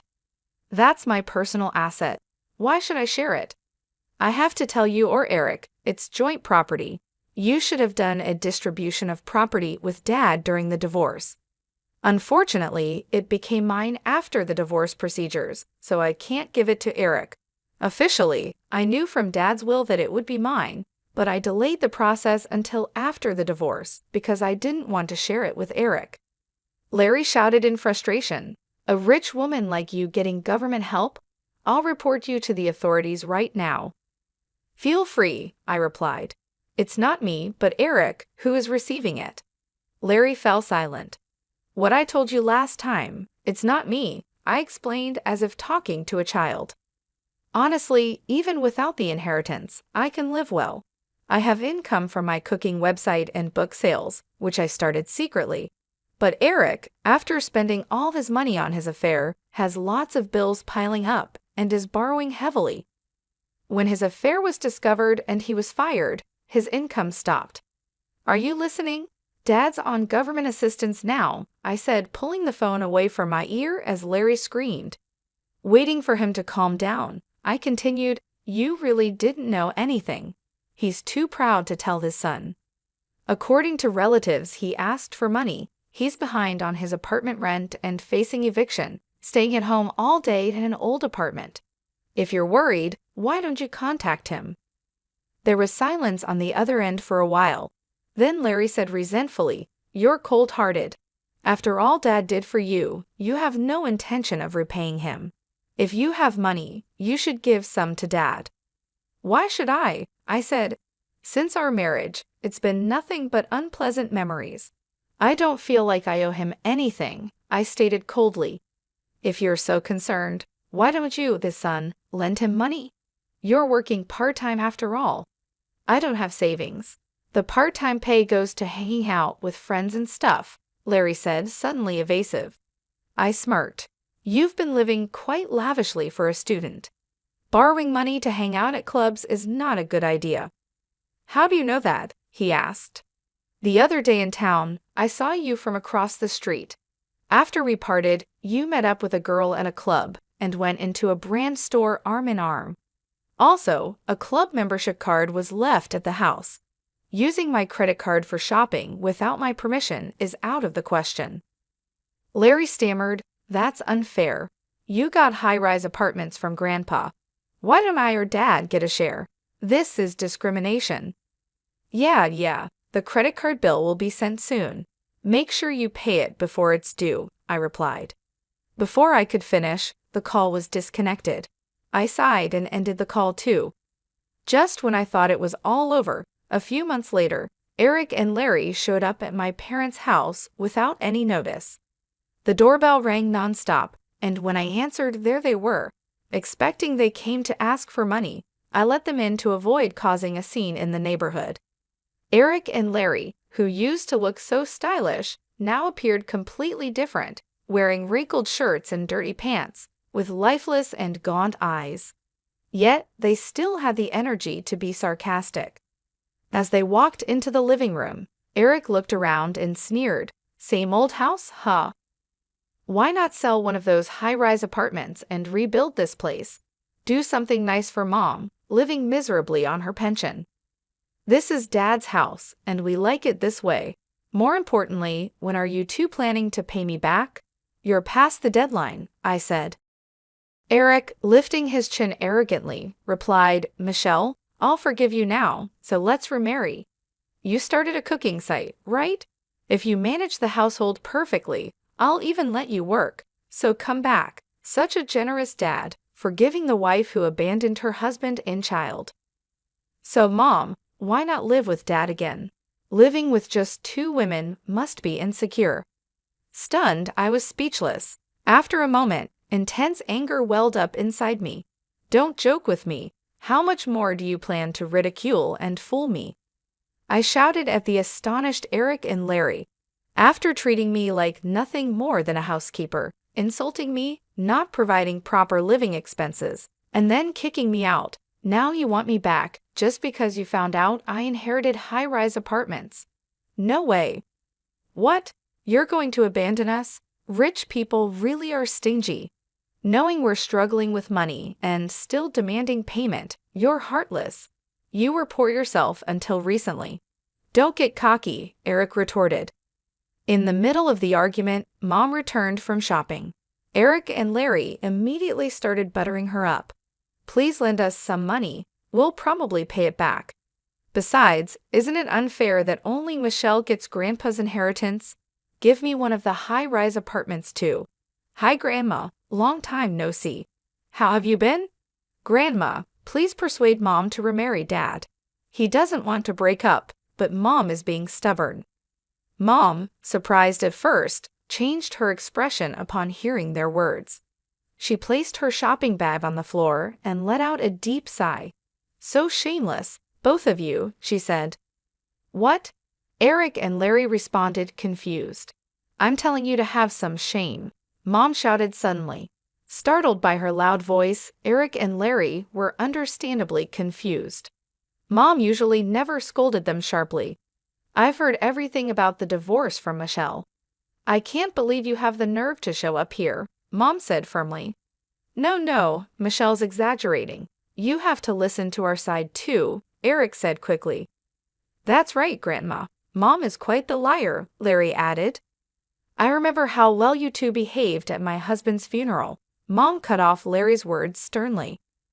Arriving late, not greeting me or the relatives, yawning through the service, and leaving before the coffin was sent off. And now you dare ask for his inheritance? Go back to sleep. She drove a taken-aback Eric and Larry to the front door and glared at them one last time. "You two are now strangers to us. Don't come here again. If you do, I'll call the police." Mom threw their shoes out the door, forcing them to leave in their socks, and immediately locked the front door. Eric, who had been avoiding paying me, was advised by his lawyer that a lawsuit would cost even more. Reluctantly, he finally transferred the money to my account. Even though Eric was fired from his job, he couldn't find another one. His in-laws, hearing about his situation from relatives, stepped in to cover his debts. They visited my parents' house and apologized profusely for Eric's behavior. Later, Eric, having given up on finding a new job, returned to the countryside, pretending he was helping with the family's farming. However, the story of our divorce spread through the village, leading both children and elders to point and laugh at him. There's thrifty Uncle Eric, even with a degree from a good university and a job at a big company.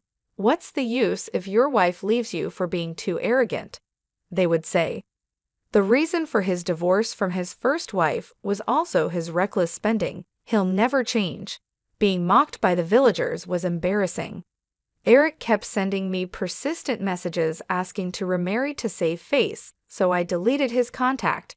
His mistress, apparently no longer interested after the money ran out, had long since left him.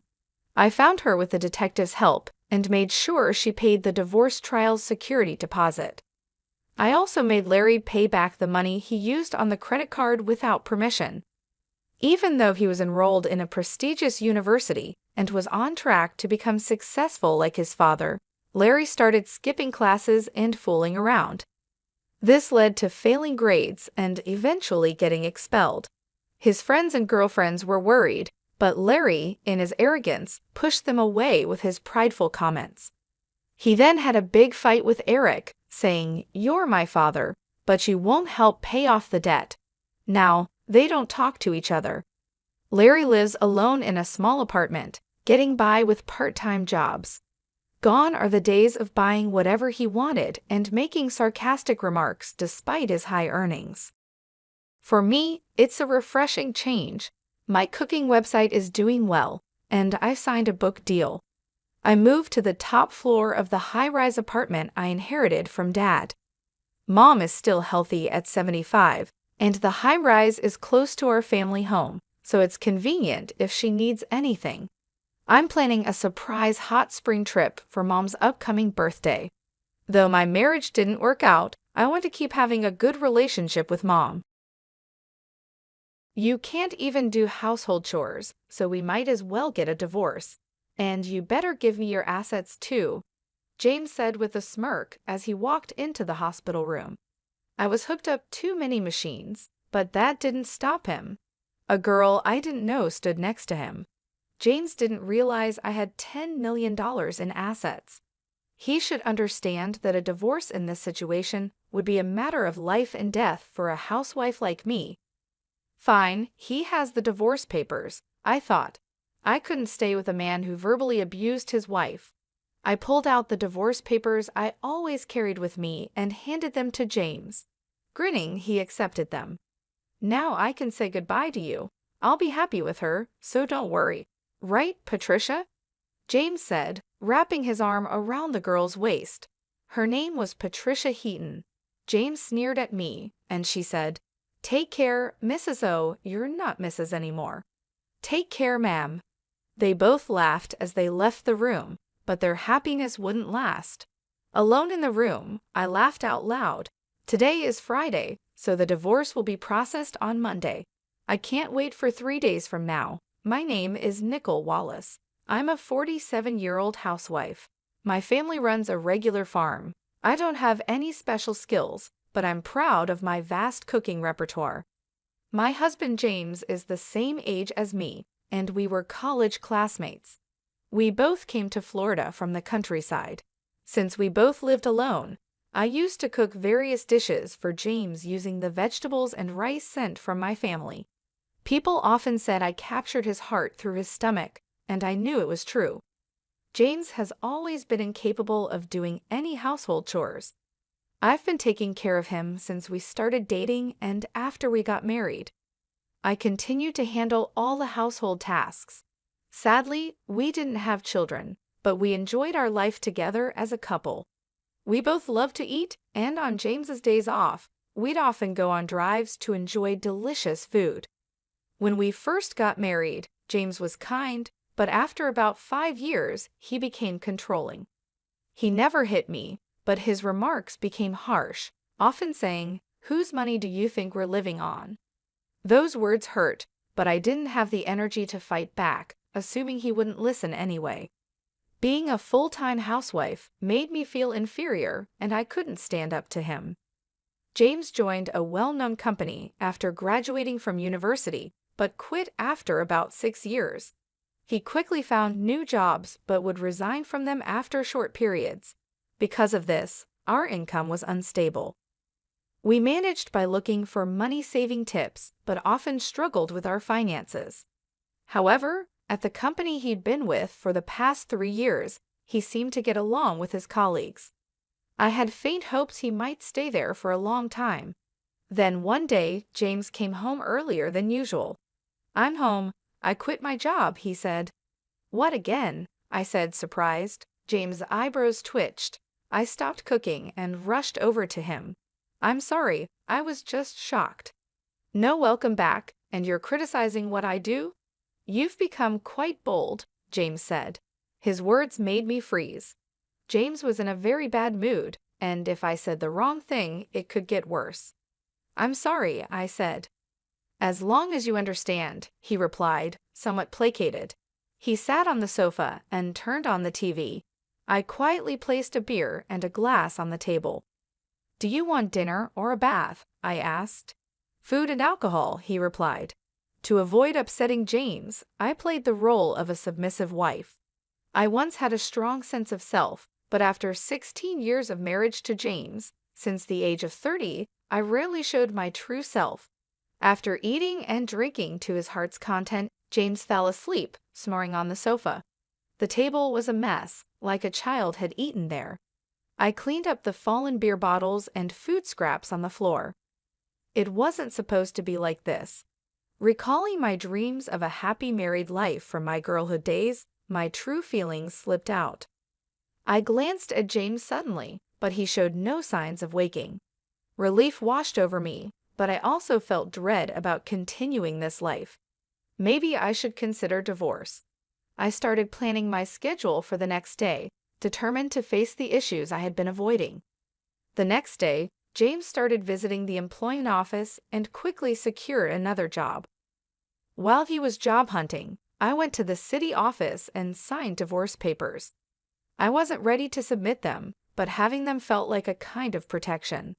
I hid the signed divorce papers at the bottom of my bag. If James found them, who knows what he might say or do.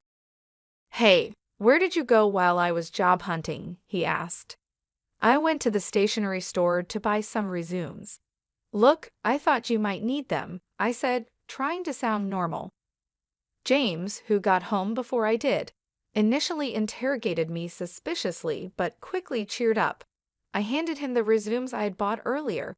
After receiving them, James said he was going out for drinks with a friend and left.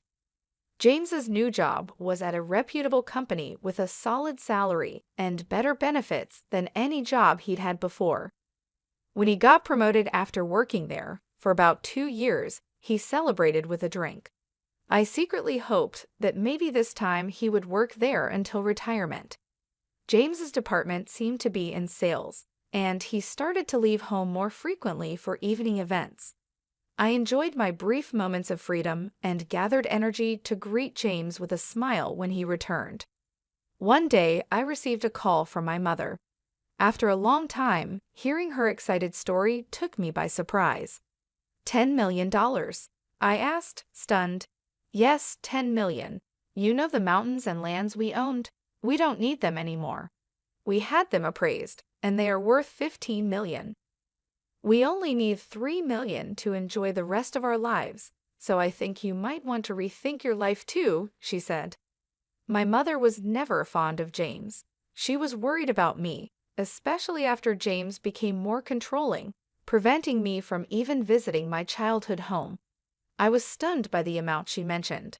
Furthermore, I was shocked to learn that when my mother inherited the property from my grandmother, she changed the title to my name, so there were no inheritance taxes. It's better not to tell James, but the final decision is yours, she said, hanging up the phone. I felt conflicted between the urge to immediately inform James and the desire to live freely with that money. About a week later, I was involved in a traffic accident. Thankfully, my life wasn't in danger, but I'd need to stay in the hospital for about a week. After storing my valuables in the hospital room drawer, I immediately contacted James. "I'm sorry, I got injured," I said. "Huh, what about my meals?" James's reaction made me almost laugh, prioritizing his meals over my injury. "I'll need to be hospitalized for a week. I'm really sorry, but could you buy your meals elsewhere until then?" Not even preparing meals for your husband? What a lazy wife. "Oh wait, I'm coming over now," James said and ended the call abruptly. I was planning to tell him about the inheritance tonight, but now I thought it might be best not to mention it. Looking at all the tubes attached to me, I had a feeling my intuition was right. "You're useless, can't even do housework. Let's get a divorce, and you better pay me compensation too," James said with a smirk as soon as he entered the room. I was connected to several machines, and a girl I didn't recognize stood beside him. James didn't know that my total assets amounted to $10 million. He should realize that a divorce under these circumstances would be a life and death matter for me, a housewife. "Fine, here's the divorce papers," I said. I couldn't stay with a man who would hurl abuse at his wife in this condition. I handed him the divorce papers I had kept as a sort of charm. James took them with a smug smile on his face. "With this, I can finally say goodbye to you. I'm going to be happy with her, right, Patricia?" James said, wrapping his arm around the girl's waist. The girl, named Patricia, leaned against James and scoffed at me. "Take care, madam." "Oh, you're not a madam anymore, so take care, old lady," she said.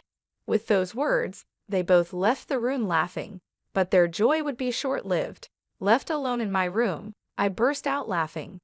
Today is Friday, so the divorce papers would only be processed on Monday. Oh, I cannot wait for 3 days from now. Just as I had expected, the weekend went by without any contact from James, and it was quite peaceful. I was restless, not used to doing nothing. Since getting married, I was always busy. Every time I got restless, the nurses told me to stay calm. Then, on Monday evening, I received a bunch of calls from James. I ignored them at first, but after 15 minutes of constant ringing, I decided to answer. "Could you not be so persistent?" I said. "Hey, what's the meaning of this?" James shouted as soon as I picked up. I couldn't help but laugh. James seemed infuriated by my laughter and started screaming incoherently. "What are you talking about?" I asked. "Don't play dumb. The divorce papers aren't being accepted, are they?" James was huffing and puffing on the other side of the phone. I continued to chuckle and responded to his complaint. Oh, I had previously filed a non-acceptance notification. Remember how you used to say, "Let's get divorced," every time we had a fight? I thought it wouldn't be good if you filed for divorce on a whim during one of our arguments.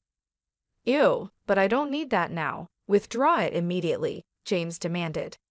"I can't do that until I'm discharged.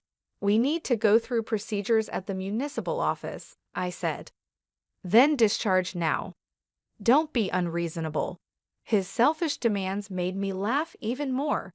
He probably wanted to register his marriage with Patricia, who he brought on Friday. By the way, was her name Patricia? She's your mistress, right? Hey, that's rude to Patricia. Apologize, she's my new wife. We're not divorced yet, so she's technically your mistress, isn't she? I responded calmly. James made a weird groaning sound. I decided to hit him where it hurt the most.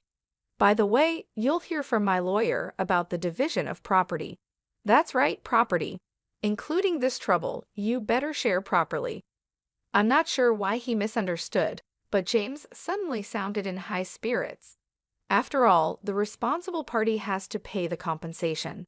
I had always done my household chores diligently, and of course, I had never cheated on him. It's clear as day that James is the responsible party. What are you misunderstanding? You're the one who has to give me the assets, James responded, genuinely confused. He likely believed that by not taking care of him while I was hospitalized, I would truly be at fault. Even in my parents' time, one wouldn't be deemed at fault for such a reason. I bitterly thought this as I listened to his rant. I explained to him patiently, "What fault of mine are you talking about? Just so you know, not being able to do housework because I'm in the hospital doesn't make me at fault. You've abandoned taking care of me. If you were a child, it would be considered neglect, but you're an adult and should be able to take care of yourself. That's why it doesn't make me at fault." "If I say you're at fault, then you're at fault," James insisted. Even a judge would be shocked by his baffling logic. I pictured myself facepalming. Did he really think such childish reasoning would work? Don't you know what's legally defined as grounds for fault? Being at fault means things like infidelity, like having another woman despite having a wife. That's why Patricia is my new wife, and you're no longer of any use to me. So it doesn't apply, right? What are you talking about? Since you were dating her behind my back, it's clearly cheating, I said. James still didn't seem to understand. He was set on believing he was right. Either way, please communicate through a lawyer from now on. Goodbye? Hey, Nicole, he shouted, but I hung up the phone without listening to his protests. He called multiple times, but when I ignored him, he eventually gave up and went silent. I was relieved, but the next day, another headache-inducing event occurred. Feeling frustrated by the non-stop ringing from 9 in the morning, I pressed the call button. On the other end, James was complaining at me like a machine gun.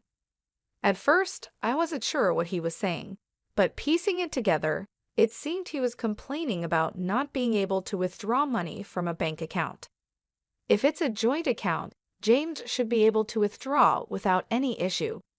But if not, I recalled the bank cards and passbooks I had left at home and asked, "Were you trying to take money from my account by any chance?" Exactly. You're still in the hospital, and I was going to take the money into account, but the card won't work. James rumbled on with his unreasonable argument. It seemed he didn't understand what I said yesterday. When I was scheduled to be hospitalized for a week, I had called the bank and requested they prevent withdrawals until I was discharged. I could handle it personally after being discharged. It was to prevent James, who was reckless with money, from depleting my savings while I was in the hospital. My decision was proven right. It's unthinkable to try to withdraw money from the account of an ex-wife you've divorced. However, James didn't see anything wrong with it and asked me to make a withdrawal immediately. What are you talking about? We are practically strangers now. Why would I do as you say? I replied. You and my life haven't changed even if we're getting divorced. Act like a proper wife and listen to me, James insisted. We are not legally divorced yet, but we are already strangers. Got it? Unfortunately, I don't have money to give to strangers, I said.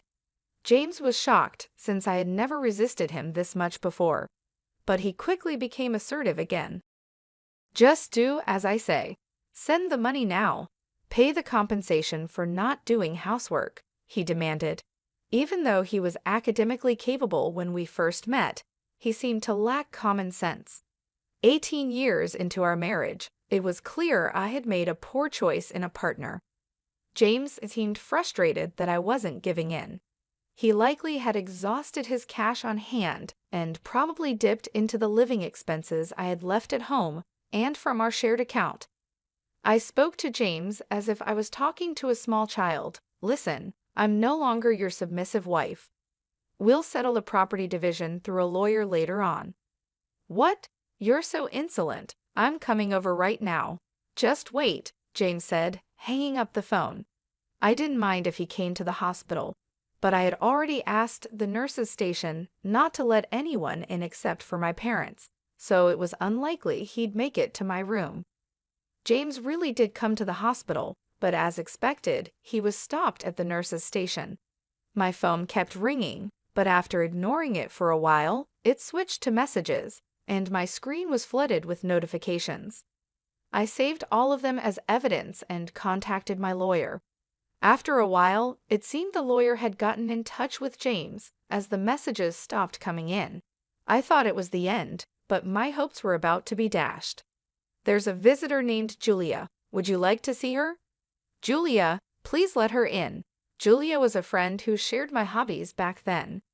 When I was single, Julia and I became close after she responded to my posts on social media, where I shared my dining experiences. We discovered we lived nearby and often went out to eat together. After getting married, I couldn't dine out as much to save money, but we kept in touch by regularly meeting for tea and chats. "Nicole, are you okay from the injury?" Julia asked as soon as she entered the room. "Yes, I'm feeling much better now, thank you," I replied. Julia's immediate concern warmed my heart. I realized that since my hospitalization, aside from my parents and the hospital staff, no one had shown concern for me. "Hey, Nicole, things are tough for you right now, aren't they?" Julia asked. "Huh? Why?" I hadn't told anyone about my situation other than my parents. I wondered how Julia knew and asked her, intrigued. Julia then said something shocking. "You know Patricia, the young girl, right? She's having an affair with your husband, isn't she?"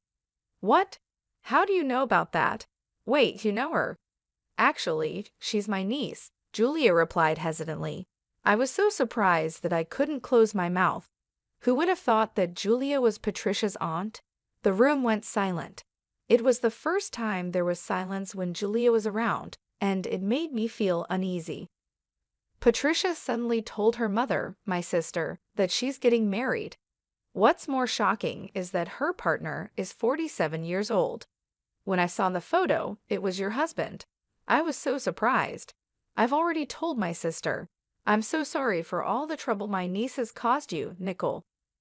"Don't apologize, Julia. It's not your fault," I said. Julia looked like she was about to cry. "I'm thinking of demanding compensation from Patricia. I can't compromise on that. But if I do, does this mean our relationship will end?" "Of course not. I want to continue being friends with you, Nicole. I'll make sure Patricia pays compensation. Neither my sister nor I can forgive what she's done. We'll keep a close eye on her." I was very grateful for Julia's words. We've been friends for over 22 years. I didn't want to lose a precious friend because of my terrible husband and his mistress. "I've scheduled a meeting with them tomorrow, and I'd like you to come with me," Julia said. "Of course, I'll be there, and I can also provide photos as evidence of their affair." The next day, fresh from being discharged from the hospital, I prepared for the meeting. I went to a private restaurant room with my lawyer. James and Patricia had already arrived and were indulging in an expensive traditional meal. I was speechless at their audacity. "You finally made it. Did you bring the money? Remember, you are paying for this meal," James said without even stopping his meal. Patricia continued to eat with a smug look on her face. I decided to fight back. "Please handle the payment yourselves. I came here to demand a fair share of the assets from the two of you." "How long are you going to sulk?" "You're really unattractive," James remarked rudely. Ignoring his comments, my lawyer and I took our seats and showed evidence proving James was at fault. We first presented legal documents about the reasons for liability, followed by documents on property division. Lastly, we showed the photos Julia had provided, which showed Patricia and James together, as well as Patricia with another man entering a hotel. "Wait, why? Hey, Patricia, what is this?" James and Patricia were visibly shaken by the photos and finally stopped eating. Just then, Julia made her timely entrance. "I took those photos," Julia said. Patricia seemed confused as to why her aunt was present. With cold eyes, Julia looked down at Patricia and James and calmly spoke about being friends with me for 22 years and how their actions were despicable. Patricia, you mentioned that the baby you're carrying is his, but given your actions, who knows who the father is? Wait, no, This was the first time I was hearing about her pregnancy. Judging by her appearance today, one would never guess she was pregnant. However, James's reaction showed he believed her claim. So, you're pregnant. In that case, after a DNA test, I'll demand an additional penalty. No, I'm sorry. I lied about the pregnancy. Please forgive me, Patricia suddenly admitted, bowing deeply. She had been searching for wealthy old men, and James was her target. He bought her designer goods and promised her a life where she wouldn't have to work and could do as she pleased. She believed she could be a housewife and occasionally have flings with men of her choice. She had once lied about being pregnant because James showed no signs of wanting to divorce. James froze with his mouth agape when he heard this. I'm truly sorry, but I can't give you anything. I don't have the money, he said. I'll pay Nicole in advance. Patricia, you're going to work part-time diligently every month and repay me. You won't have any free time until you've paid me back in full, Julia said firmly. Oh no, Patricia looked disheartened. Julia mentioned she would bring Patricia back later for another apology and took her out of the restaurant. James, in shock the entire time, seemed to snap back to reality and approached me in a flattering tone. Look, it seems I was deceived. I can't live without you, Nicole, right? We still have the divorce papers here. Can we start over? You've always been a housewife, so you can't possibly work now, can you? He pleaded. I listened to James's pleas with a cold gaze, none of which moved me. I waited for him to finish before answering with a smile. I can live just fine without you. I'll be taking the divorce papers and filing them shortly. Also, I never mentioned this, but my personal net worth is currently around $10 million, so I can live comfortably without working for the rest of my life. Rest assured. 10 million? Why did you keep such a fortune a secret? James asked, shocked. I was about to tell you when you started making a fuss about divorce. This money is my personal inheritance, so it doesn't count towards marital assets. It has nothing to do with you, I replied. James looked at me with utter despair. My lawyer quickly produced some documents and a pen for James to sign. The lawyer and I then left and immediately filed for divorce, ending our almost 22-year marriage. Later, Patricia transferred some money to my account. According to Julia, upon learning of this incident, Patricia's mother was furious. She made Patricia take a leave from university and work nonstop at a relative's inn until she paid the compensation. James, on the other hand, was disowned by his in-laws after they learned about the divorce. He was told he wouldn't receive any assistance, so he reluctantly took out a loan and paid me in one lump sum. Furthermore, it was revealed that he had been with Patricia at a hotel during work hours. He was fired from his job and is now juggling multiple construction jobs to repay his debts. As for me, even after receiving such a large sum, I didn't know what to spend it on, so I donated half to charity. I then moved to the countryside with the remaining money and am now enjoying a luxurious single life. I've continued my friendship with Julia. On our days off, we go on food tours and short trips. We both plan to stay single, so I suggested maybe we should share a room. Initially hesitant, Julia agreed when I mentioned we could share deliveries and she could join my meals. Moving preparations started the following week. As I packed up my old life, I felt a sense of excitement and anticipation for the new chapter ahead. The thought of living true to myself, free from the chains of a toxic marriage, filled me with joy. Julia and I found a beautiful house in the countryside. It was spacious and surrounded by lush greenery. We both loved the tranquility it offered, a stark contrast to the chaos and stress of city life. We set up a cozy living space, complete with a kitchen where we could continue our culinary adventures. As we settled into our new home, our days were filled with laughter and good food. We explored local markets, tried new recipes, and even started a small vegetable garden. The simplicity of our routine brought immense satisfaction. Julia and I grew even closer, sharing not just our home, but also our dreams and plans for the future. Despite the hardships I faced, I realized that my life had taken a turn for the better. The toxic relationship with James was a thing of the past, and I had found a true friend in Julia. Together, we built a life filled with love, respect, and mutual support. One sunny afternoon, as Julia and I enjoyed a picnic in our garden, I reflected on my journey. I had gone from feeling trapped and undervalued to experiencing freedom and contentment. I had discovered strength I didn't know I possessed, and learned the importance of standing up for myself. The lessons I learned during my marriage and the subsequent divorce were invaluable. They taught me resilience and the importance of self-worth. I realized that happiness comes from within, and that surrounding yourself with supportive people makes all the difference. Julia and I often talked about our future plans.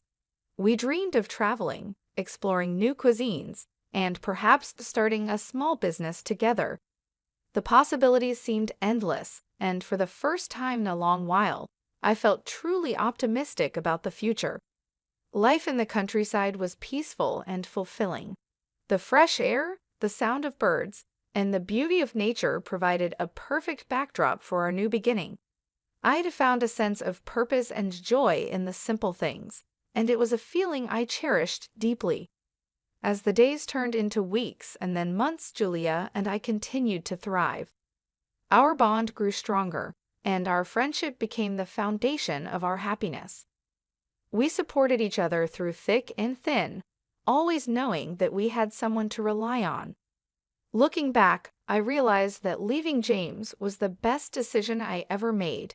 It allowed me to rediscover myself and build a life filled with love, laughter, and true companionship. Julia and I had created a haven where we could be ourselves, free from judgment and filled with joy.